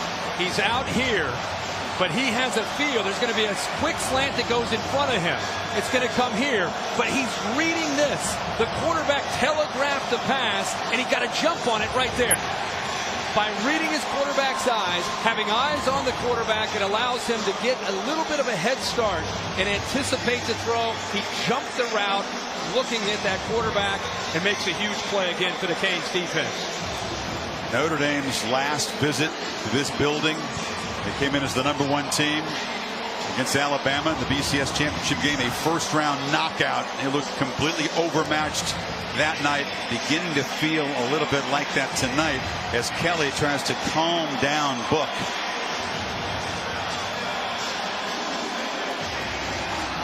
"17 points off those 3 takeaways. Trajan Bandy wearing that chain for the first time in his career, definitely not for the last. I agree with you. This guy's a future star. Playing the nickel, a local guy. Bandy and Amari Carter, a couple true freshmen. Mark Richt is his first couple years recruiting very well. They already are full this year with their verbal commitments on recruiting. But there's such a confidence and a swagger. You can say it's the chain that sparked it, but they don't care what the opponents have done all season long. The Hokies hadn't been turnover prone, far from it. But they came in here 4 takeaways. The Irish had taken care of the ball beautifully all season long. Yeah. Against Diaz's group, doesn't matter. No. Yeah, I mean, that's what Notre Dame, that's how they've been able to win games, is the turnover margin. They're plus 12. They're 4th in the country coming into tonight. That's been an area, not only have they been okay, that's a strength, is taking care of the football. These folks walked in here hoping it was hyped up, energized. Now it's become a party here. 22 seconds before halftime. Miami will get the ball to begin the second half. And after some hesitation, Sanders is going to run it out and be knocked down short of the 20 with 16 seconds in the half. Wow. You start to go through all the teams that are up in the top 5 or top 8. We were talking about this on the bus today, watching all these teams.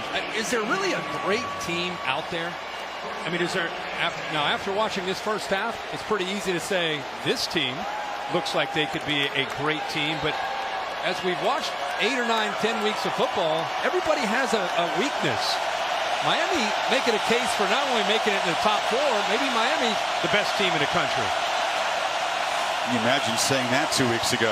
It was Adams knocked down. This was the team that was the lowest ranked Power 5 unbeaten team coming into that Virginia Tech game. They felt disrespected. They had some narrow escapes. They didn't look great, but you talk about peaking at the second half of the season, growing in confidence by leaps and bounds every game. Wow. Kelly's team reeling after 30 minutes. And playing here with this crowd, you talk about home field advantage. Wow, this is a tough place for anybody to come in. Now let's get Mark Richt's thoughts on this first half with Maria Taylor. All right, Coach, you had 3 picks in the first half. You take 1 to the house. How has your defense set the tone in the first half? They're doing awesome. It's about time they scored. I've been waiting for that all year. What about your offense? You had to settle for 2 field goals. What's the difference between 7 and 3? On the board, that's good.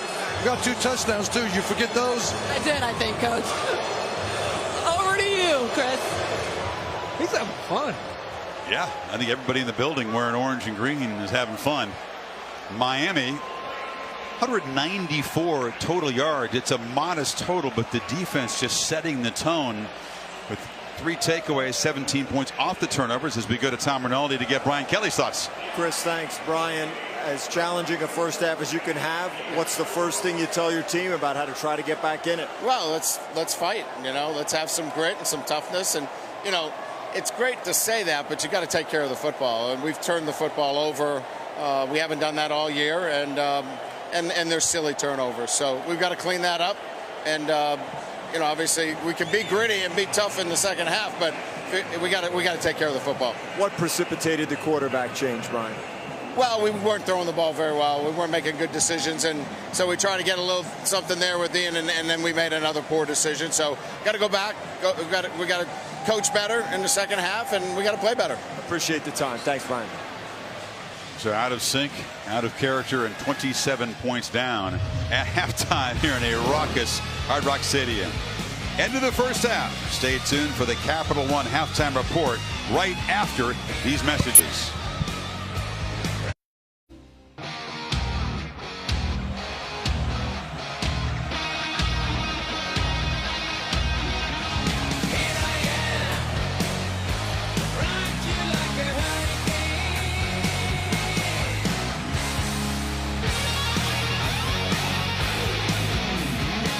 That Scorpions classic, an appropriate soundtrack for the first half. Welcome back to Saturday Night Football, presented by Walmart in this presentation of the ACC on ESPN. The Irish have indeed been rocked, the number 3 team in the playoff committee rankings, down 27-0, as Malik Bergier has been impressive as a passer and a runner, but the Miami defense has set the tone with 3 interceptions, setting up 17 points.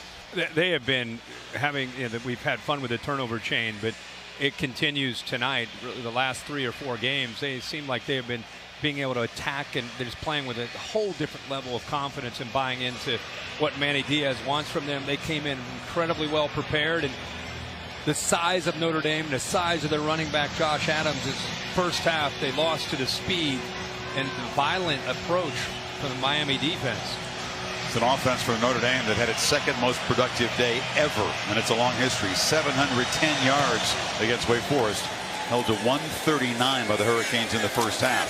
This is Jeff Thomas, the speedy freshman receiver, not able to get past Frankel. Makes a nice tackle at the 10-yard line. The Pacific Life game summary looks at the start by Rozier. Look at this beautiful touchdown throw to Braxton Berrios in the corner. Yeah, and early in the game, when you make throws like that, you're in a zone. You feel good about what you're doing. I thought his ability to run the football really got this offense going, made the Notre Dame defense have to be aware of that. And we just talked about when we came back to start this second half, the Canes defense, 15 takeaways in their last 14 quarters. 12 of those are interceptions, and Bandy, of course, to pick 6. On the kickoff return, there's an injured Kane down on the field. We'll get his report as we check in with Maria Taylor. Well, Chris, I asked Mark Richt exactly what he told his team in order to hold on to that momentum, and he said it was very unique in the locker room. He didn't have to say anything. All of his seniors just stepped up and started talking. Now, he didn't say specifically which seniors led that charge, but he did say that one thing he's noticed is that he's always had great leadership, but now he is seeing it really manifest itself in the locker room, and all he had to do was pray over his team and send them back out on the field. Tom? Marie, you talk about leadership and it being challenged. You go up and down this Notre Dame sideline. The senior leaders, like the graduate student, in fact, Mike McGlinchey, who is really one of the linchpins when it comes to the voices of this team, going up and down and challenging his fellow players to show some fight and show some mettle, really echoing what Brian Kelly told us on the way into the locker room. Kirk, you like to say you find out a lot about a team's character when things get this dire and this difficult. Who continues to fight? We're going to see this get measured here in this second half. Yep, Tom, we always look for that in these type of games. You're exactly right. Love to hear the players talking about it from Notre Dame, not just the head coach. Leaders in both locker rooms delivering the appropriate message. Good shot of McGlinchey there. Face red, drenched with sweat. This Irish offensive line, filled with future NFL prospects, has had a tough night so far. This big Quentin Nelson, captain, guard, lines up next to McGlinchey. For the Canes from their 10. Rozier retreats to the end zone and fires into traffic. That was a dangerous throw, and the catch made for the loss of a yard by Homer. Really good job there by Notre Dame's defense, kind of feeling that out. It's a different energy, of course, to start this second half in this stadium. I think a big part of what impacted Notre Dame negatively was just the stadium and the Miami team feeding off of the crowd. And if Notre Dame has any desire to get back into this game, they need a quick stop to get the ball back to their offense. Homer on the delay, busts in a crease, and they'll move the sticks across the 20-yard line. He's been contained tonight as a runner. Yeah, but I think he shows you time after time. A little delay here, counter. They get the tight end Herndon out in front. This is really good execution. The freshman also, Donaldson, leading the way. Good feel, being able to cut that back, and then you get him with his speed into that second level. He's going to pick up big yards, and that time he gets the first down. All the talk about Walton going down, what's Miami going to do, and what are they going to do? And it's a big loss, but Travis Homer is, I think, let all the Miami Hurricane fans understand when he's back there, he's going to run with an attitude, runs angry. He's got it again. Homer in the clear. Travis Homer downfield blocking. He stumbles on his own and will fall down at the Notre Dame 37, and the Canes are marching again. Anytime a Miami runner gets out in the open field, you're going to see the receivers downfield blocking. That's great execution up front. Like I said, with his suddenness and quickness, he gets on those linebackers and safeties in a hurry. To the 40-yard run, they play with some tempo, and Jay Hayes knocks him down for a short loss. Give you an Shows idea that strength you talked about. How strong he is. He runs through tackles. He's got a stiff arm that helps him. He just pushes away Nick Coleman, the safety. Homer getting a breather now, and DJ Dallas, who said he was a converted receiver into running back to give some depth there. We've seen him as a Wildcat quarterback. You know, you have big runs like that, you start to make the linebackers and safeties be aware of what you can do running the ball. Now their eyes are in that backfield and sets up some play action opportunities, some one-on-one chances on the outside. Dallas wrestles, breaks through one tackle, is knocked down back at the original line of scrimmage. It'll be 3rd down and long. The Notre Dame linebackers have been a strength of this defense all year long. The scheme that they play, the defensive linemen eat up the offensive linemen, and the linebackers make plays. Tonight, it's been a totally different story. What's been a strength has been exposed tonight, mainly in the pass game. Jerry Tillery, the big 6'6" nose tackle, one stopper, one of their best guys up front, is down on the field being looked at by the athletic trainers as we take a timeout. Miami on the march, trying to add to this big lead.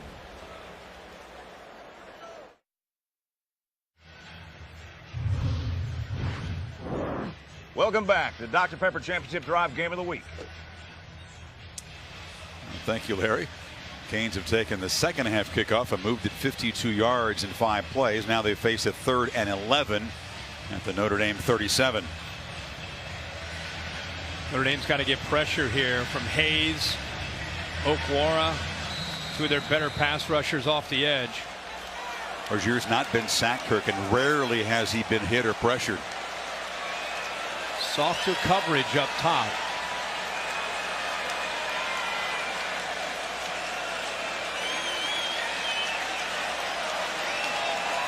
And any time the play clock allowing these pre-snap adjustments by the quarterback. Fake it to Homer. Rozier is dragged down. Not fooled on the play was Dalen Hayes, and it's 4th down.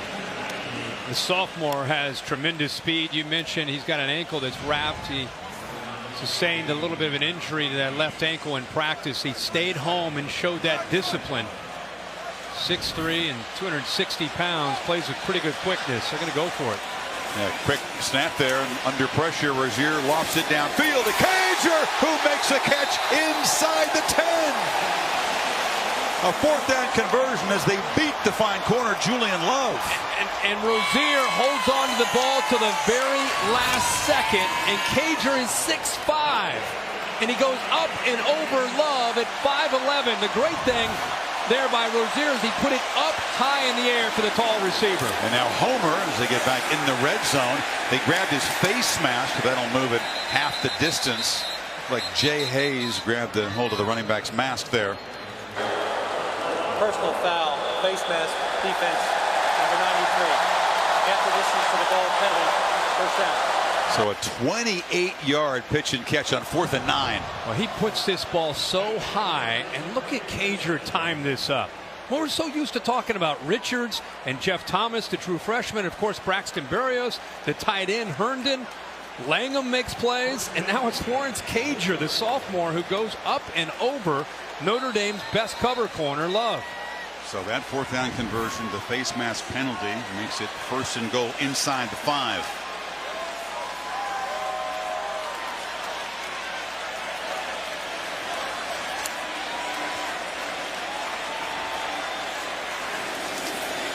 Rozier hit as he throws. Ball comes out incomplete. Drew Tranquil pressured him, and it was ruled that his arm was coming forward. First time it really affected the quarterback in that way tonight. Now they brought pressure. Tranquil up at the top. Nobody picks him up. It's something that Notre Dame does. When you get you into that red zone, they're going to dial up pressure. Totally different scheme from what they do out in the field versus the red zone. Tranquil has been a kind of an outside linebacker, safety, nickel, plays that hybrid position. And Rick out on the field to spend a timeout to talk about this 2nd and goal play. Miami could find itself very much in the playoff picture. What a day this would be for the program. They already clinched the ACC Coastal earlier today because Virginia, the other team that was in play, lost on the road to Louisville. So for the first time they'll play for the ACC title in this 2-division format in Charlotte against Clemson. But this game was nothing to do with that. This was about trying to step into the playoff conversation. And Mark Richt and the coaches did not shy away from that talk with their team. Not at all. No, and I think the reason is he senses a hunger and a maturity that they can handle that and not let things get sideways. And they're not going to lose their focus. It's a program that has so much pride, and Mark Richt, as a former player, has done a really good job in his first couple years. I'm not talking about swag and not talking about attitude or the Canes back. He just talks about going to work and finding guys that love to compete. And that's why this team is sitting where they are right now. Ed Reed, one of the many legends that Richt has welcomed back into the fold, and he has enjoyed this performance by the Canes defense from the sidelines. One of your favorite. One of my favorite of all time, guys that I've covered in the years I've been doing this. About as competitive a guy as I've ever seen. 5 pick sixes. And 2nd and goal. Dallas is the running back to Rozier's right.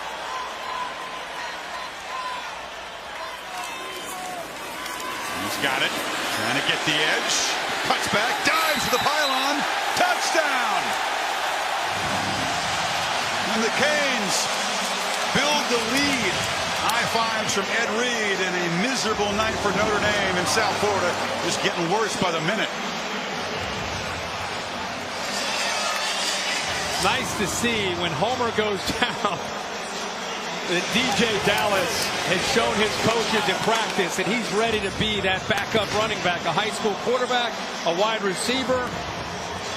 He gets to the corner, progressive pylon cam. Look at that speed that he has. That is serious style points for his first career touchdown. Well, he's a great tandem, becoming a great tandem to Homer out of that backfield. Again, shifted from receiver to running back as the Canes make and do just fine without their alpha on offense. Mark Walton, 34-0. Saturday Night Football on ABC, presented by Walmart, is brought to you by Buick, proud partner of the NCAA. Dell, don't just play, game. And USAA, show your appreciation this Veterans Day using #HonorThroughAction. Notre Dame faithful well represented in our armed forces here and abroad. Our coverage of Veterans Week on ABC and ESPN, brought to you by USAA. Some long faces. Notre Dame has plenty of fans in this area. They always travel well, enticed by the warm climate here in November.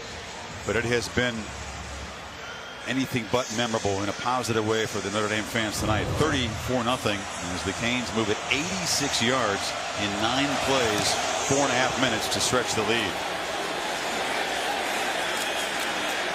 And check in with Cassidy Hurst, a dramatic finish in Starkville. That's right, Chris. 25 seconds left. Tie ball game. Devontae Smith with his first catch of the day, and it was the biggest of the game for the Tide as he gets in for the 26-yard score. Alabama survives 31-24 in Starkville. Back to you. Survives is the exact word, Cassidy, although Saban no doubt will have some things to say to his team and the press afterwards. So number 2 does survive. Number 1 Georgia went down. Number 3 Notre Dame in deep trouble as Brandon Wimbush returns at quarterback for Notre Dame.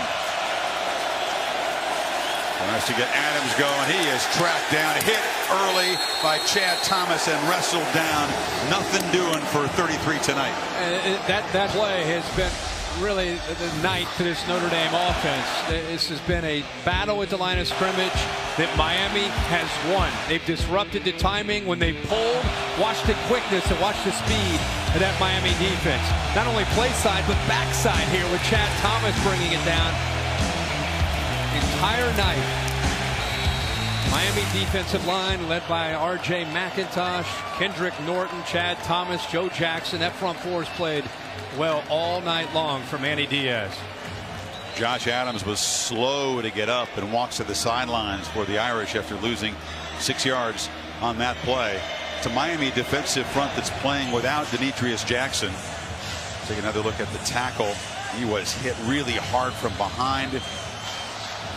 Legs were a little awkward there. And again, he played only a limited role against Wake Forest last week. 5 carries, was out in the first quarter. They said it was not a concussion, but he just wasn't right. Doesn't look right tonight.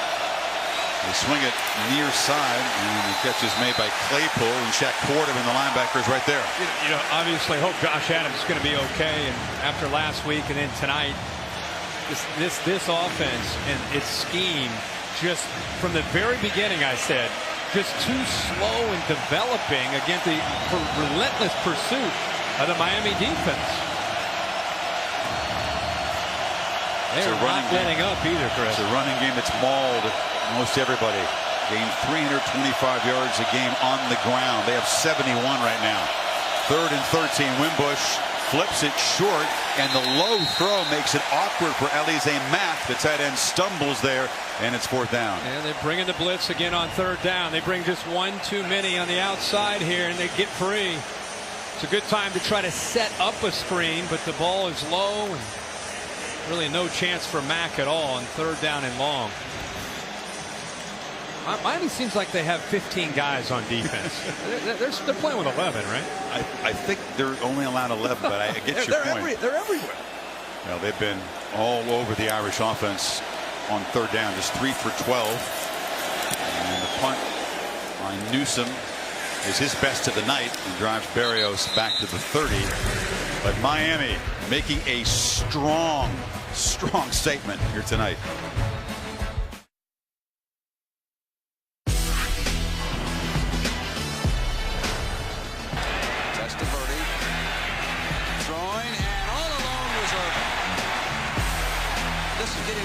For Notre Dame. That might have been an understatement. 58-7. That's what ignited that 4-year run. The Catholics versus convicts, the venom, the vitriol that Irish fans had for Miami. That 58-7 beatdown. We're not there yet. It is 34-0, and the Canes trying to add to it.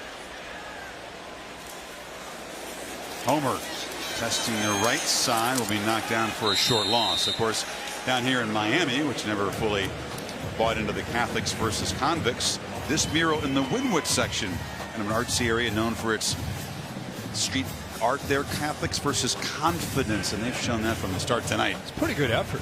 Love it. I mean, that's impressive. That's a lot of work too. There's the artistry in that get up on the shoulder pads and the face. Kind of like the Oakland Raiders fan. She has a job, you'd presume, in a family, but look, representing that. This is like the old Orange Bowl right here. Some of these characters, they might have been around at the old Horseshoe in Little Havana back in the day, from the looks of it. Homer, this time he tries the left side, gets a little crease and a burst and a 1st down across the 40. I mean, the play calling has changed for Mark Richt. He's happy about that one. I mean, when you're up by 34, you're not only trying to put points on the board, you're obviously trying to work clock too. And then that's when they're relying now on Homer. Coming into tonight, I think they really were confident that Rozier could make plays through the air if they needed to. And if you look at the numbers, I mean, they have 290 yards of offense. It's not a huge night offensively, but it's really been more about the turnovers and what they've been able to do when they've been able to get those turnovers. Now they're gaining 6.5 yards a play, though. Perfect balance, Kirk. 22 passes, 22 runs. There's a catch by Harris and a short gain. And they'd rush for 152. And now thrown for about 143. So you can't get more balance than that. Sure. And Richt is a play caller. Remember, stepping back into the role this year, calling the plays for years at Florida State, but really is enjoying it and feeling his way. I think he's kind of knocking the rust off as a play caller as this season has unfolded. I think he'd admit that. Yeah, I think that's true. I think the biggest thing with him is he looks like he's back to having fun again. You know, I can tell you that he is. And they were not fun years at Georgia at the end. He admits that. He was miserable. Harris on the end around. That is snuffed out, and the Irish drop him for a loss. I mean, he's even shown some dance moves after a victory.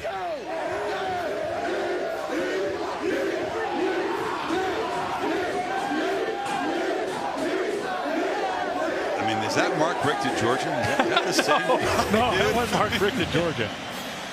Mark Richt at Georgia was like, Wipe the brow, survived another week. Let's move to the next one. You know, he did win an SEC championship in his second year in Athens. They hadn't won one in 20 years. Year 2 in Miami. He's going to play for an ACC championship against Clemson in a couple weeks, but they're thinking about bigger things all of a sudden here in Miami. Forget the Coastal Division title. On 3rd and 11, Homer around the end. Are they going to try to convert again on the ground? No, he stopped short this time at the 47 by Tranquil. Here comes a punt team. Yeah, it's a different mindset, like it's talked about, when it comes to what they're trying to do here. See, he has no issue at all. He said, all right, all right. I think the thing that he's probably most proud of right now with Rozier is he's managing the game very well. He's not making mistakes. Hadn't thrown an interception. Doing a good job in a turnover area. Haven't turned the ball over all night. Yeah, last week I should say was an aberration. He threw 3 picks against the Hokies in quick succession. Only has 4 in all the other games, and you said he has been sharp tonight. 15 for 24.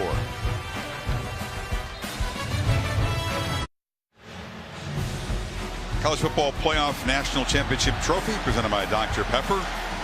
Monday, January 8th. Mercedes-Benz Stadium in Atlanta, the scene of the championship game. Semifinals on New Year's Day, the Rose Bowl, and in the Superdome. Notre Dame is 3 victories away from being right there among the last 4 teams standing, ranked number 3 coming in. But these rankings will change big time after today's games.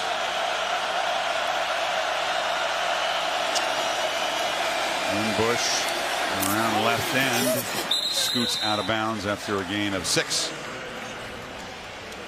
Tom Rinaldi's comment about Brian Kelly wanted to see who wants to battle, who wants to compete down big at halftime.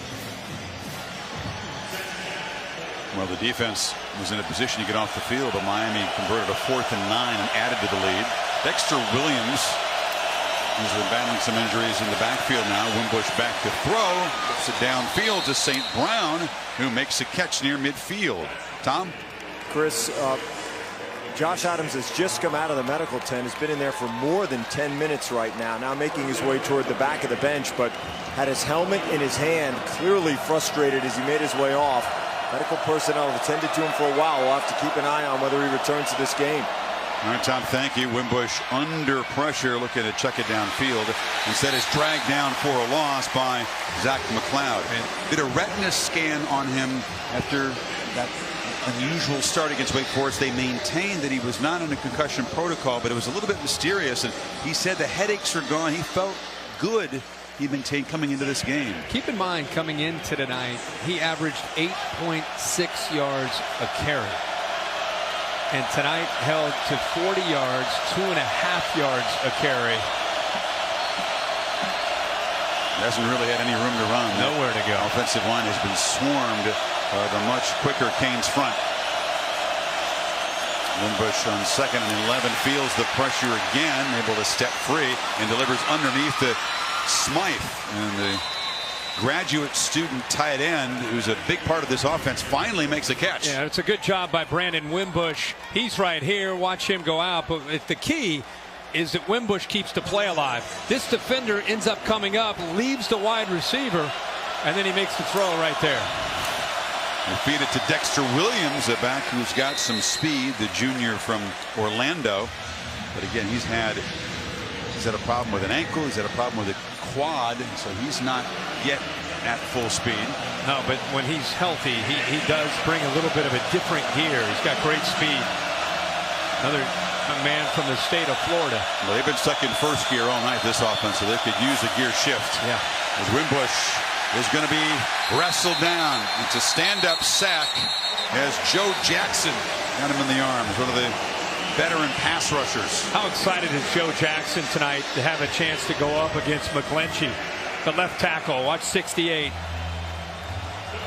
Trying to keep him outside. Wimbush climbs the pocket right into the arms of Joe Jackson, who has a great wingspan. 6'5", 258 pounds. It just seems to be getting better every week.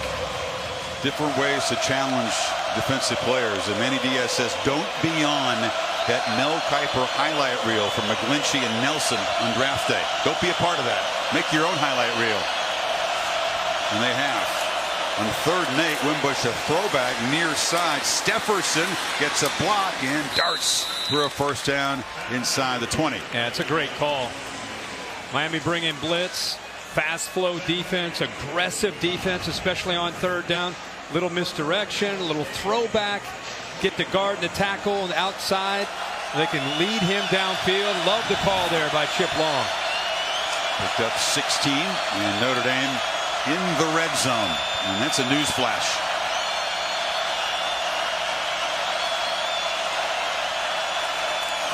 Wimbush again harassed and sacked. That was Trent Harris showing some speed off the edge. Wow, it's a true freshman. Hainsey out there trying to deal with Trent Harris. Watch how quick he goes right by him. I mean, it's like he knew the snap count and Hainsey didn't. I mean, he jumped that right at the snap, and the poor freshman just didn't have a chance to get outside to help out. 4 sacks for the Canes to go with the 3 interceptions. And now Wimbush, very effective, explosive runner throughout the season. Finally a productive play with his legs down inside the 15. And we really thought that would be a big part of their offense tonight. We thought we'd see him running and causing Miami potentially some fits. Over 600 yards rushing coming in. There just has not been very many opportunities with the way that Miami defensive line's played. 3rd and 4, final 30 seconds of the quarter. Blitz again. Wimbush lobs it for the end zone. Jump ball. Touchdown.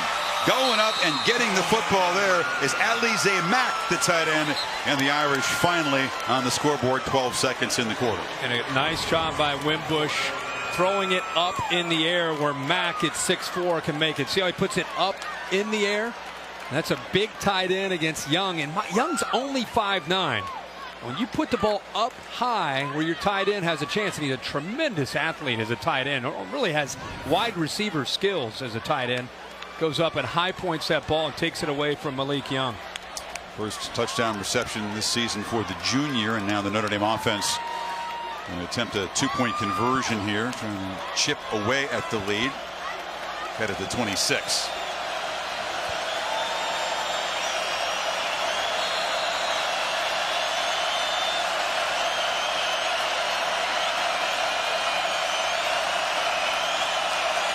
Dexter Williams is the back.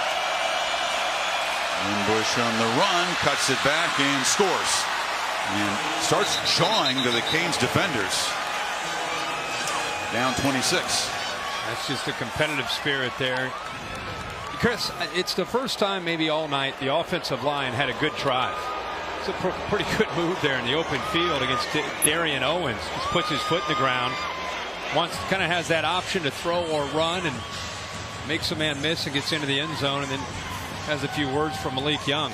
But remember, he was benched earlier in this game for Ian Book and has been brought back in the second half to try to make something happen. But just don't want to get away. We talked a lot about the offensive line struggling against the speed and the pursuit of Miami most of this game. Give them an assist there and helping Brandon Wimbush and his offense drive the ball down the field there. 10 plays, 80 yards, and they finally get into the end zone. It will not do much to ease the disappointment of guys like McGlinchey, who grew up a Notre Dame fan, and he knows the stories of this rivalry. He's heard all the tales of the past meetings against Miami, and his relatives, he told me, said, listen, as a Notre Dame player, as a leader, you don't lose to Miami. Not what he and the Irish expected, to say the least.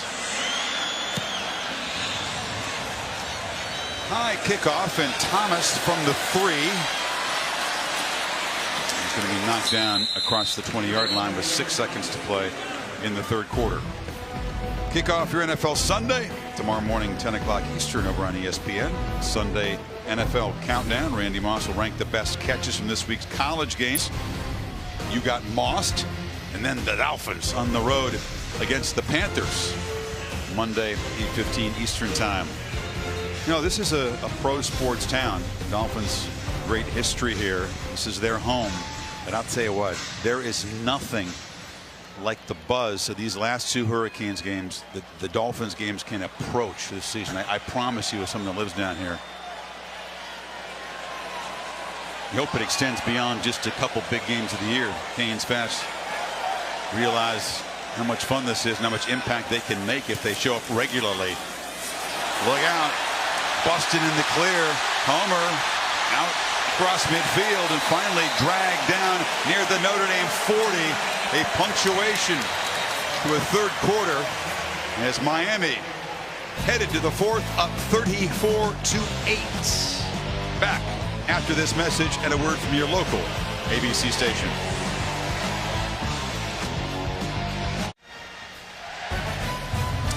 Well, Notre Dame was able to win the third quarter, 8-7, small consolation. 34-8 beginning the final quarter. Our Dr. Pepper Championship Drive game of the week. Notre Dame with the football, or I should say Miami with the football at the Notre Dame 40-yard line. After Travis Homer's run, he's had 108 yards in the third quarter, Kirk, on 7 carries after a very quiet first half. Now they spell him with DJ Dallas. And I really like how he finished this last carry. We went to a break there in the quarter, but he delivers a blow to Nick Coleman. Boom. Instead of running out of bounds, goes right through Nick Coleman, and it kind of symbolic of tonight. Miami's been being aggressive and kind of in the attack mode all night, and I think the way Homer, who I said earlier, runs angry, showed you exactly that right there. Very quiet guy with the media. He's not at all comfortable with the attention, but they promised me among his teammates, he's a talker. He's a vocal guy, and he's speaking loudly with the pads tonight. 10 yards a carry, I'll do that. 2nd and 10. Again, a handoff to Dallas, who picks his way for a short gain.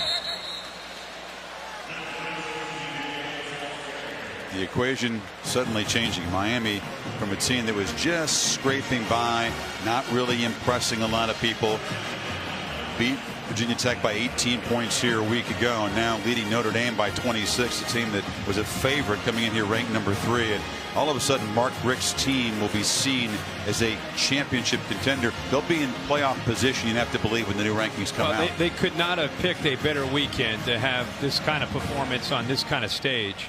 The narrative is definitely changing for the Miami Hurricanes. Great point. Dallas cut down about 2 yards short of the marker by Devin Studstill, a backup safety. It'll be 4th down. The challenge now is the Canes, after they finish this one off, is now they're going to get a lot of pats on the back. They've been able to kind of feed off of the question. Is Miami really a great team?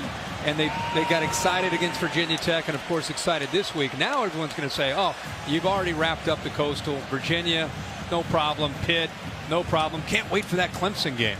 They got to be careful of that. See some of the metrics that do go into the committee's decisions. You're right. They've been fueled by the doubters, the skeptics. Exactly. They've been driven to prove themselves. Now all of a sudden that will change quickly if they can finish off this performance. Richt spending a timeout to talk about the 4th and 2 play when you come back to Miami.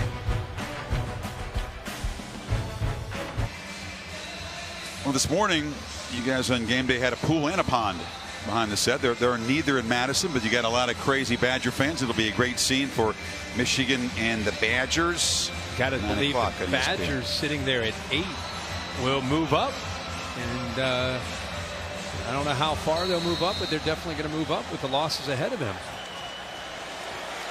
You could have Pollock join the Polar Bear Club. He jumped in the pool today. He'll do something. 4th and 2 for the Canes off the timeout. DJ Dallas is the back. They feed him. And Dallas fights hard. Looks like they will spot him right at the 30, and that should move the sticks. As Richt and the Canes will try to grind away on the clock early in the 4th. And the nose of the football well over that yellow line. You know, we talked most of this night about the Notre Dame offensive line and the Canes defensive line, but a group of guys that quietly just keeps improving is the Miami offensive line. Good point. Across the board. I mean, they really have done a nice job these last 2 weeks. That's Navon Donaldson. He's a true freshman, number 55. Yeah. Tyrese St. Louis is the right tackle, a very good one. Well, Donaldson is the future at 6'6", 350 pounds. McDermott has been around forever. It's his 30th start, 36th start for the left guard Trevor Darling. Yeah. Gauthier, nice job. He's done some last 2 weeks, some great blocks where Rozier's taken off on those quarterback draws. Athletic, getting up to that second level, getting to those linebackers. Canes convert for the second time on 4th down tonight as the overrated chant serenades the Irish. Rozier on the keeper around the corner for 5 yards. There is little doubting that number 3 was overrated based on what we've seen tonight. That's not even an editorial statement. That's just sort of a fact. Georgia, of course, the one team to beat them. You have to begin to recalibrate your thoughts about teams because Georgia was blown out at Auburn today, and sure were. It was Auburn is a high quality loss for Notre Dame. Auburn, even with the 2 losses after their impressive performance today.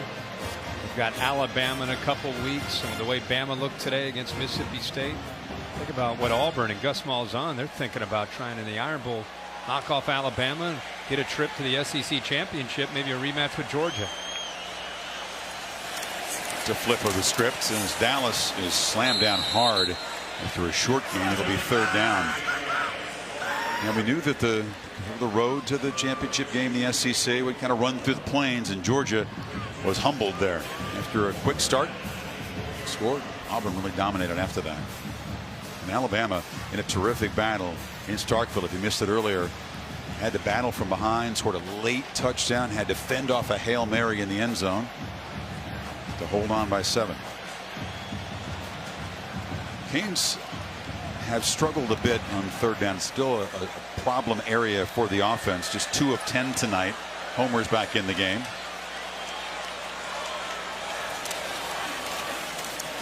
And Homer around right end is going to be driven to the ground for a short loss by Greer Martini. Again, Miami approaching play calling very, very differently with this big lead. And Notre Dame knows that. Greer Martini, who has good speed, is coming downhill in a hurry. Mark Richt just wants to continue to see that clock move. Michael Badgley has already broken the career record for field goals, surpassing Carlos Huerta. Has never missed in his career between 40 and 49. He'll be kicking on Sundays for a long time. It's from 42. And that is the announcer's jinx as he misses for the first time in his career between 40 and 49. As soon as I said it, I said, watch him. As soon as you said it, I was like, oh no, oh no. Saturday Night Football on ABC is presented by Walmart. Walmart, save money, live better. And in part by Pacific Life. Experience the power of Pacific. Goodyear Blimp providing aerial coverage as it did this morning. College game day south of here in Coral Gables.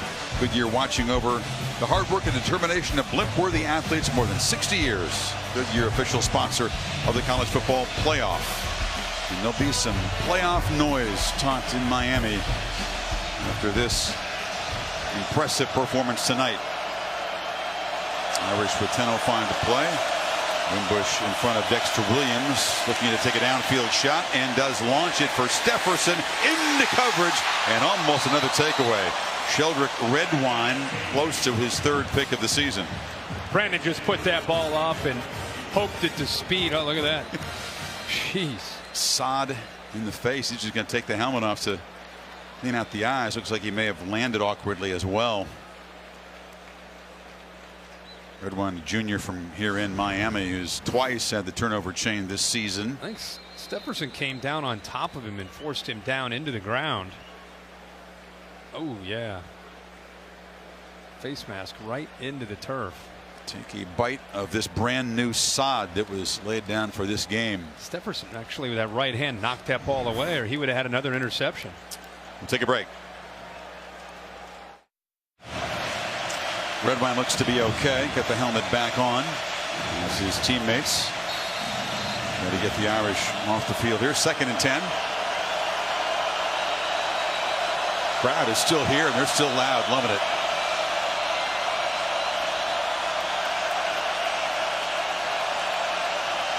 It's just like last week. This is a party that they have waited a long time to enjoy, and they want to stick around and savor it.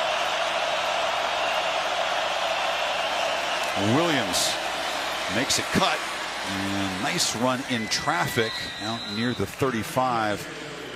Very close to the marker. A good job up front. That time Notre Dame saying, okay, they're going to get upfield. Let's allow them to get upfield and then work around them. One of the inside, like Alex Bars that time was able to bring his man in, almost baited him, and it created a crease there in that defense. Very few creases tonight. No, man. 3rd and 1. Williams starts forward and the first down across the 40. We talked a lot about that. It's just been one of those nights. Mustapher that time the center, working a combination block with Quentin Nelson, giving Dexter Williams again enough room there to be able to pick up some yards. Wimbush from the pocket has time, launches downfield, and laying out was Smythe. He was hit hard. Incomplete. Yeah, he had 2 safeties coming in there. Johnson on one side and Amari Carter on the other. That is a tight window to try to get in there. Pretty good throw, but great closing speed by Jaquan Johnson to come over there and get involved in dislodging that football from Smythe. A lot of teams have had a lot of trouble with Notre Dame's tight ends. Miami felt they had a good plan. They liked their matchups, and they have taken the tight ends completely out of it tonight, haven't they? Other than the Mack touchdown, that's really about it. Good point. He did go up and get that ball in the end zone. Blind side, ball taken away. Garvin, who had a similar strip sack last week, does it again, forces it, recovers it. Give that man the turnover chain. That's an instant replay of last week. And by the way, he just went around everybody talking about a first rounder. McGlinchey went right around him with speed. Demetrius Jackson is down. He's not able to play this year. Jonathan Garvin's been asked to step up. He gets the chain. Watch his speed. Watch the left edge. Watch how quick he gets around and uses his hands. McGlinchey not moving his feet, bats that ball down in the presence of mind to jump on top of it. I mean, you can't find 2 more identical plays. He did the same thing to Josh Jackson. That karate chop, knocked the ball loose, grabbed it himself, and you're right, that's a freshman against a senior. Who's projected to be a first-round pick. That's this 4th straight game that Miami has 4 turnovers. Chain getting a workout. Garvin, another young player, who's making a big statement tonight. Remember, it's Bandy, the true freshman, who had the 66-yard pick six. Garvin, a young guy. And their goal preseason, Kirk, was 25 takeaways. They had 20 coming in, which put them up there in that Category 5 Hurricane. You make the takeaway, you get your picture up there. They're going to be 1 short of their season goal after 4 more tonight. And hey, they might reach it before we're done here. Manny Diaz needs to raise the bar. 25. He's going to say, no, I was just kidding, guys. 35. I meant 35. We've still got 4 games to go. You know, I negotiated to bring that chain, put it around your neck last week here in the booth. I think you're the only outsider that's touched it. They thought if anybody outside the program touched it, it might jinx it. As Homer takes off. I think it's just I'd like to think I accelerated. Hey, dude, you're bringing him a little magic here. I mean, come on. I'm just saying. I mean, Manny Diaz says, let's keep the mystique alive. I don't think he really knew of our plan, but hey, it doesn't matter. They're just wearing it out tonight. It's been busy. 10-karat gold and Cuban links has got all those it's become orange and green jewels on it. It's become a personality on this team. The chain has a life of its own. In the last 2 weeks, teams that hadn't turned it over all year, the Hokies and the Irish, falling prey again.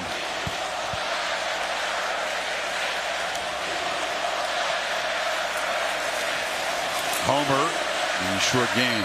You get Manny Diaz's thoughts on this turnover chain and its importance. It's more than just a symbol.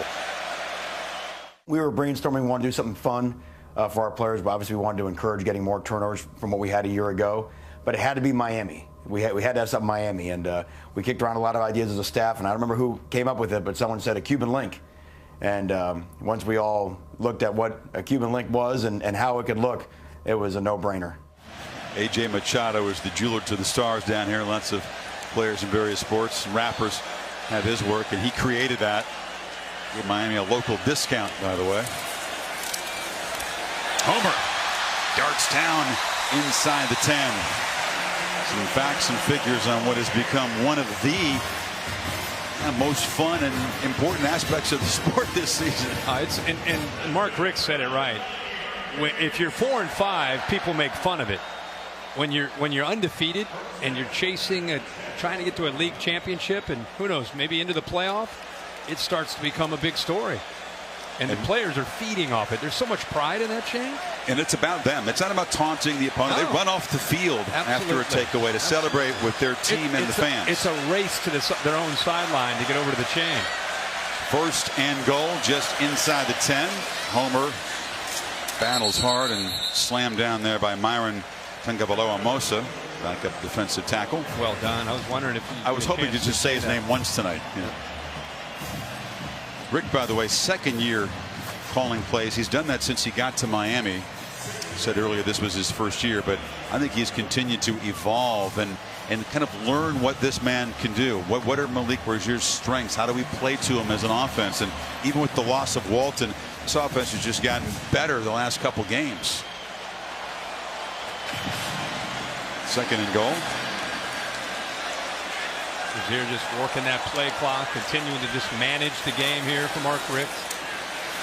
And Homer knocked down at the 5-yard line. To begin to look ahead for Miami. They'll jump into the playoff conversation. The Coastal Division clinched for the first time, and that was the preseason goal for Richt. Amazingly, Miami had never played for an ACC championship, and now they have it clinched for division with 2 games to go. Virginia comes in here in a noon game. Slightly different environment next Saturday. Then they go to Pittsburgh on a Friday night for the regular season finale. Think about where this program was 7 or 8 years ago to where they are tonight. I mean, think of the job that Mark Richt has done in 2 years.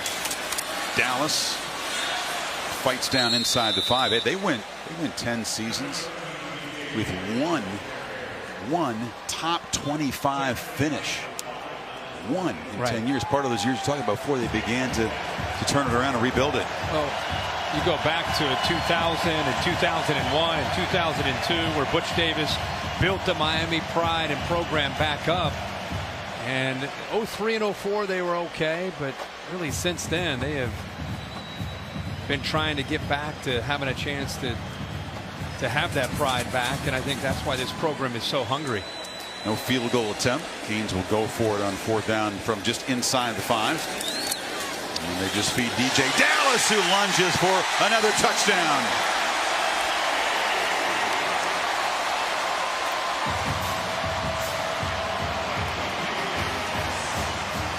Set up by Garvin's strip sack. Has a little fun with the crowd. Dallas fights hard. Let's check the knee just to make sure that's clearly in. Yep. So he's starting to become a really nice back. Sure is. I mean, again, high school quarterback, played wide receiver here when Walton went down and Homer became the guy. They needed to find a backup back, and Thomas Brown said that he earned the right to become that guy. Taking advantage of it. 2 career touchdowns for Dallas.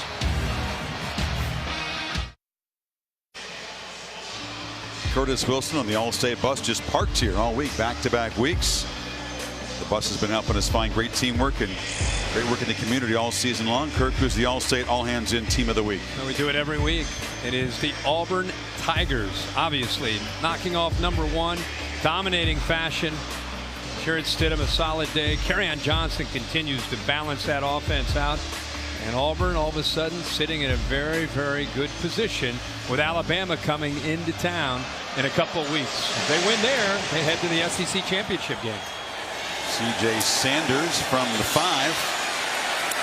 Auburn, somewhat a forgotten team. Everybody thought this was a conference dominated by Alabama and Georgia. All right, now time for your top 6. Got this in bracket format. Looks like the 1 and the 4 teams on the left and the 2 and 3 on the right. Yeah, I put Oklahoma up at 1 because of the way Baker Mayfield, the way they continue to score. Alabama holds on. I put them at 2. 3, I have the Miami Hurricanes. I move them all the way up with some of the upsets. I think they control their own destiny. Ironically, Clemson for me is at 4. And then there's undefeated Wisconsin sitting there at 5, waiting for more upsets to happen. And Auburn, despite 2 losses, right there for me at number 6 after today. Game day's going to Madison next week. We're going to Madison. They might have something to say about the undefeated Badgers who look good today, ranked down there at number 5 for you. So heads up on that. As St. Brown working hard, breaks free to the 30-yard line, and the Irish just with 3:45 to go in this one. It began in an ugly way as the bus was hit by a bottle, a window broken out of that lead bus that Coach Kelly and some of the players were sitting on. Some idiot getting involved early, but it just, from that ugly incident, it just kind of went downhill. Wimbush, a frustrating night. At times this game looks too fast for him. A flag comes in as he makes a big run down into Miami territory. Like a so it's on a receiver downfield blocking Claypool. It says, "Who, me?" Yeah, right in front of an official. Wimbush, used to seeing him do that this year, picking up big yards on scrambles. Of course, the Irish fans wondering, Kirk, how can an offense that's been so overpowering, running the ball against everybody except Georgia? Personal foul, illegal block below the waist, offense number 29, 15-yard penalty. First down. And he comes in averaging 7 yards a rush, number 1 of the country, smothered tonight. I can tell you, it was the speed of the Miami defense, the relentless attitude that they played with, and being in this environment. Those are things that they haven't seen a lot of this year. So you can have your gaudy stats. We can talk all we want about a big, powerful offensive line in Josh Adams, but early in this game, you could see that they were moving slow, and Miami was moving fast. And that speed, as Manny Diaz said, hey guys, you want to be able to continue to try to get back to having a Miami defense, this school known over the years for great defense. These are the kind of games that the great Miami defense build their legacy on. Undersized, fast defense against big, strong offenses back in the 80s and 90s like Nebraska or Michigan or whoever it might be, Oklahoma. And that's what they were able to do tonight. So Manny Diaz challenged them, and that defense took that challenge to heart. And he gave them a history lesson, reminding them about how their predecessors in Miami had done just that. After a 20-yard run and a 15-yard penalty, it's 1st and 5 now. And Wimbush flushed again, has some room, level with the line of scrimmage as he runs out after a 1-yard gain. Pacific Life game summary is the quarterback comparison and a clear edge to Malik Rozier tonight. It was efficient, 44 important rushing yards, including a touchdown. Yeah, what doesn't show up on the right there is just Rozier being in command. Again, we saw it last week, we saw it tonight. Managed the game very well, and Brandon Wimbush, you would have thought that at one point he'd be benched in this game for the backup Ian Book. There's a throw incomplete over the middle. The one thing they've done brilliantly besides run the ball is take care of the ball. But the 4 turnovers tonight converted into 24 Miami points. Winning the first defensive score of the year, which Mark Brick joking was long overdue. Kansas defense finally finding the end zone. And as the party continues for another 2.5 minutes here in Miami, a result that will have the college football world. Substitution infraction on the offense. 5-yard penalty, 3rd down. And that selection committee, when they convene, it'll have them suddenly, and I would think radically, rethinking this Miami football team. Have to. You talked earlier about the close calls that they had against teams like Georgia Tech and Florida State, who aren't great teams. They had to pull it out. But you can't help. I just showed you mine. I had them in the top 4 after some of the upsets. You can't help but admire and respect what Miami's done in their 2 biggest games of the year, back-to-back, big stage, Virginia Tech and Notre Dame, dominating in both games. Wimbush over the middle, and the catch is made by Claypool, who's knocked down. We got Deion McIntosh, backup tailback in the game for the Irish. His bigger brother RJ, one of the starting defensive tackles for Miami, number 80. So both McIntosh brothers getting in there. The Ford wrap-up show with Cassidy Hubbard is coming up. They have highlights of that thriller, Alabama surviving in Starkville, in case you missed that earlier. 4th down and 2 in the final 2 minutes.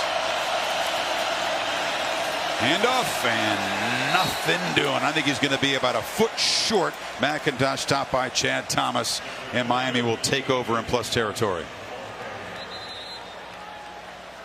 Just for fun, they'll bring the chains out, but this one doesn't look to be that close.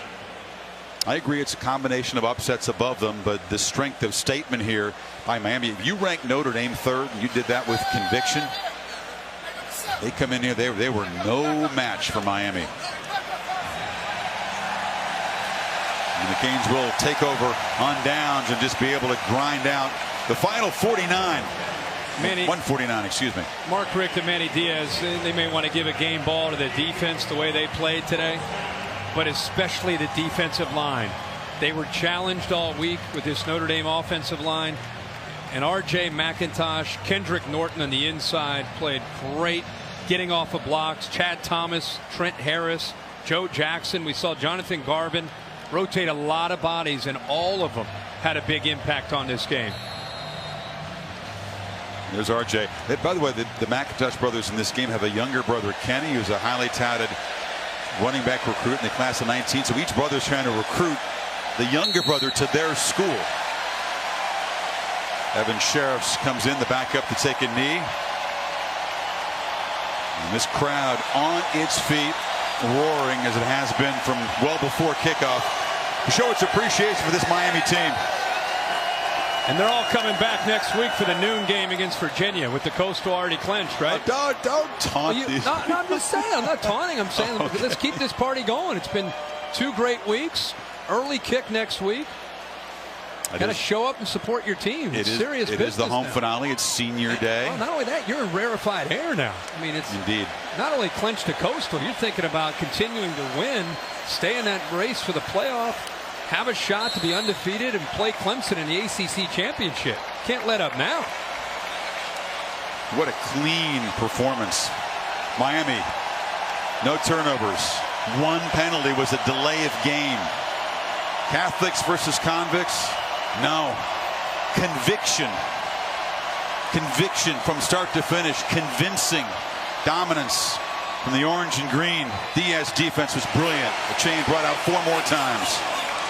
Rozier in the offense. Efficient. Balanced. And Miami announcing itself as not just ACC Coastal Division champions, but very strong playoff contenders. National title contenders in year 2 for Mark Richt. As Kelly and the Irish are sent home humbled. As the final seconds tick away, we'll get Mark Richt's reaction with Maria Taylor. It's a final officially. Thanks so much, Chris. Well, Coach, you dominated this game from start to finish. What impressed you most about your team's effort tonight? Well, I think it started up front on both sides of the ball. We know how big and powerful they are, but we were pretty decent as well. I thought both the offensive and defensive line took care of business. Before this game started, you knew that your team had clinched the Coastal for the first time ever. What does that mean for this program moving forward? Well, it's a big deal. It's a shame it was kind of anticlimactic. We didn't really want to talk about it. You know, we kind of were. Now you can. Little quiet little daps here and there, but we just wanted to focus on this game. But an unbelievable job of winning the Coastal. First time in the history of the school as far as being able to represent in Charlotte, and we're looking forward to that. In your defense, we talked about them setting the tone, but how about both sides of the ball? I mean, offensively, 0 turnovers. What came from that side for you? Both sides of the ball did play very well, and specials as well. And I want to say, praise God. All right, Coach, thank you so much for your time. Tom, over to you. Maria, thank you very much. Malik, the question that always gets asked over and over, is the U back? What was the answer tonight? I mean, yeah, anytime you put up 237 yards rushing on this defense, the line's doing a great job. The running backs are in their holes, so they made the job easier on me, just giving a handoff and just watching the guys run. What statement, Malik, do you think you sent to the committee on a weekend when a lot of teams above you guys lost? I think we just showed that we could score. Our defense told me that if we put up 21, we're going to win. They held them to 8, and our defense is playing phenomenal. So, tremendous performance. Congratulations, Malik. Thank you so much. Chris? Well, Tom, around here, the standard for being, quote, back is pretty high with those 5 national championships, but it's a big deal. And Mark Richt, in his chilled out, laconic way, says we think we're pretty decent too. I mean, they were pretty decent tonight. Little thing there, but I love what Malik Rozier said about, hey, I love how the offense and the defense are intertwined with his team. Second week in a row, he threw 3 picks last week, and the defense went out of their way to come down to him and talk to him and say, hey, man, it's good, keep battling, we got your back. That tells you a little bit more of what's going on here. That's not always normal on teams, and Miami has that right now. And you just heard him tell Tom that was in play again tonight. Defense say, if you score 21, we got this. The winning streak stretches to 14 games since that heartbreaking loss in South Bend a year ago. Coastal champions, playoff contenders. What a night in Miami. The rebirth of this rivalry in a big stakes game was a beatdown, 41-8 for the U.